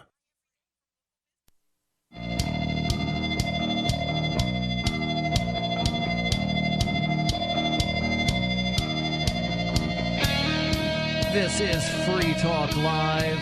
Time for you and your thoughts in the closing moments. If you call in right now to 855-450-FREE, that's 855-450-3733. We go to Nathan calling in on Skype. Nathan, you're on Free Talk Live with Darryl, TJ, and James. Yeah, hi guys. Earlier, TJ brought up the PS3 case. Is that SCA versus Hotz, TJ, you were referring to? George Hotz, yeah. Yeah, I wanted to talk about that case. Oh, yeah, go right ahead. Yeah, George Hotz, I have somewhat of a crush. So James doesn't know this, but I have somewhat of a crush on George Hotz because he's a computer hacker like myself, and he's a lot younger than I am. So, but go right ahead. Oh, well, perfectly understandable. He does look really handsome and smart from this picture. So you referred to the case where he was sued by Sony Corporation Entertainment America. That is correct. He posted... or SCA, and they allege that he violated. They alleged several things. Most of this is violating legislation like USC 1201, Digital Millennium Copyright Act, the Computer Fraud and Abuse Act, 18 USC Section 1030. Yep. So. What I'm interested in, though, is the charge of breach of contract related to the PlayStation Network User Agreement. So this is something I thought about before, because when you sign up for these services, or you purchase a product like an iPhone or a computer or whatnot, often you are sign these terms of agreement or end user license agreements, as they're called. And if you violate one of these end user license agreements, the question becomes, who is the victim? What is the crime? That's what I'm curious about. In the and they have a court filing here where they specifically say, and this is from the initial court filing, quote, all PS3 system users who have used software updates delivered by SCA for the PS3 system are bound by the PSN user agreement or similar agreement, et cetera, et cetera. Defendants herein have consented and are subject to the terms of the PSN user agreement. And then they allege things like circumvention of protection measures, unauthorized access to code and hardware, and several other charges here. So when George Hotz engaged in these activities, what do you think he did wrong, if anything, TJ? Oh, well, okay. So now I'd like to make a distinction between illegal and morally wrong. So exactly. Something can be illegal but totally morally okay, and something can be morally okay or totally legal and morally dubious. So the two are try to line up. And so the law he was accused, first of all, George Hotz was never charged. He was a computer researcher like myself, and he was never charged criminally. He was sued in civil court for violating the Digital Millennium Copyrights Act. And the Digital Millennium Copyrights Act, one of the provisions states is that if a manufacturer of a hardware device puts a hardware computerized lock on the system to prevent tampering or to prevent pirating of the software or to prevent modification, it is unlawful for you to attempt to circumvent that lock. So George Hotz is a very well-respected computer security researcher, and one of the things he did was extract the crypto keys, the signing keys that were used to sign the operating system firmware for the PlayStation 3, and it would allow people to run homebrew software on the PlayStation 3, like a Linux. If you wanted, instead of running the PlayStation 3 operating system, if you wanted to run Linux on it, you could do so. And they sued him for that, for in particular for hacking their anti-hardware reverse engineering system and then posting the technique online. Now, part of the settlement, if I recall, he agreed to not engage in any further hacking or reverse engineering of PlayStation devices for a certain number of years. He also agreed to take down his exploit. Of course, this is the thing about technology. If you have 1,000 people and one person figures out the encryption key for a device, all he has to do is tell everybody, and now everybody else knows it. So with computers, it's a very unique kind of technology where all it takes is one person to write a piece of software that breaks your security, and then anybody can break it because anybody can run the software. So it's not like other types of crime where if you want to repeat the attack, you have to learn the technique. With software, all you have to learn is download and install something, and then you can do whatever the original person who wrote the software does. And that's why software anti-piracy measures typically fail, because someone will figure out a way to circumvent the digital copyright management system, and then they'll publish something online, and then everybody can circumvent it. So that's basically, I believe he's working on iPhones now. I haven't really kept up with his work, but I do remember the PlayStation hack because what he did was technically very brilliant. I hate to say it was brilliant. You're right, but I guess what I'm getting at is, do you think he violated an agreement by doing that? No. I mean, here's the thing. When you buy, I take this view, if you give me a piece of hardware, you're allowed to put whatever encryption or locks you want on the device. And if I manage to break it, well, you should have designed the locks better. You should have had revocable keys, or you should have had some other mechanism. And I take the same view about cell phone tapping. So when you get on your cell phone, you're broadcasting a radio signal that's hitting my body. If I have a software radio that can demodulate and decrypt and get the plain text out so I can hear your cell phone call, it's your responsibility to encrypt your phone call, not my responsibility to not eavesdrop. So I'm going to Oh, wow. I'm going to disagree with you and say that you shouldn't just be a random a-hole because you have the right to be a random a-hole. But I'm also going to play, libertarian here. And I don't know if that's the correct term because I'm always a libertarian.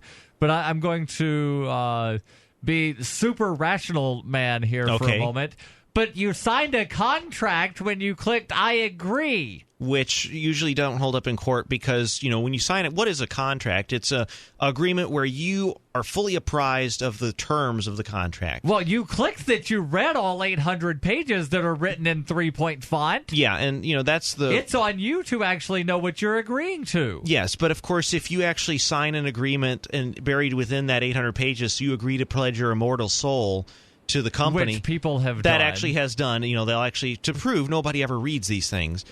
But I would say no. Once George Hotz bought that PlayStation 3, if he managed to extract the encryption key, that's Sony's fault. They should have designed a tamper-resistant hardware module where if you tried to tamper with it, it would zap the crypto key. You should have made a fleshy body that wasn't so stabbable, TJ, and then it's not my fault that the knife just went through your body 87 times. This is not a trivial... You should have created an exoskeleton. This is not a it's called the first sale doctrine. So, for example, when you buy a book, it's your book, and you can then sell it at a used bookstore. But with software, if you buy a piece of software, it isn't your software. You're actually buying a license to use the software, usually a non-transferable license. And that's why software is different than a book or a car or some other physical object. And you click, I agree. And so, the logic in me says that you should... at least attempt to abide by what you think the agreement is. Well, the problem is reverse engineering is very important because if it weren't for reverse engineers, you could only use HP printer ink and HP printers instead of the off-brand ink that you get at so that was actually a case. I remember HP, they sued, or Brother, or one of those printer companies. Did Hewlett-Packard have part of their agreement saying? Yeah, they had some, basically they had an RFID chip that you could only use their printer ink in their printers. So when another company figured out how the encryption on their RFID tags worked, they used it so that they could make their own compatible things. And good example. The IBM and compact computers. So the IBM PS2, not the PlayStation 2, but the one from IBM in 1980, everything there was reverse engineered. The whole reason we had IBM clones was someone reverse engineered the BIOS. The BIOS was the one thing on the IBM personal workstation that IBM had made. Everything else was off-the-shelf commercial technology. So Compaq spent about $15 million in the early 80s to reverse engineer the BIOS, and then they made a clone of it. And so that made the whole computer market explode. And IBM had a lot of competition from Compaq, Hewlett-Packard, and all the other computer companies. What's confusing to me about software, like when I buy a car, like imagine like I bought a car and the agreement was I can only drive it an hour a day. Like I wouldn't agree to that crap. So it's like either I own the car or I don't own the car. Well, how about this? You bought a car and you're not allowed to upgrade the engine. You're not allowed to change the tires. If you try and use unauthorized tires that are not from Toyota, they will shut down your car. I mean, no, that's exactly what this is.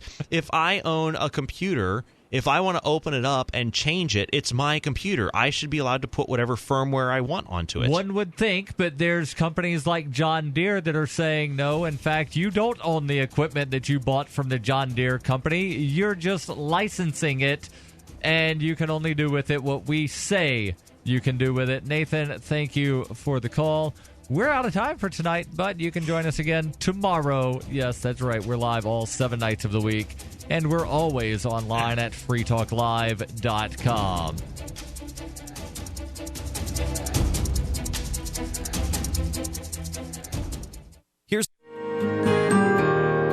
So the protection of life, liberty, and property is what the Free State Project is all about. But it's an effort to move 20,000 people who understand. It's about demonstrating to the entire country that, we can have a free market, a truly free market. Making it just a freer, great place to live.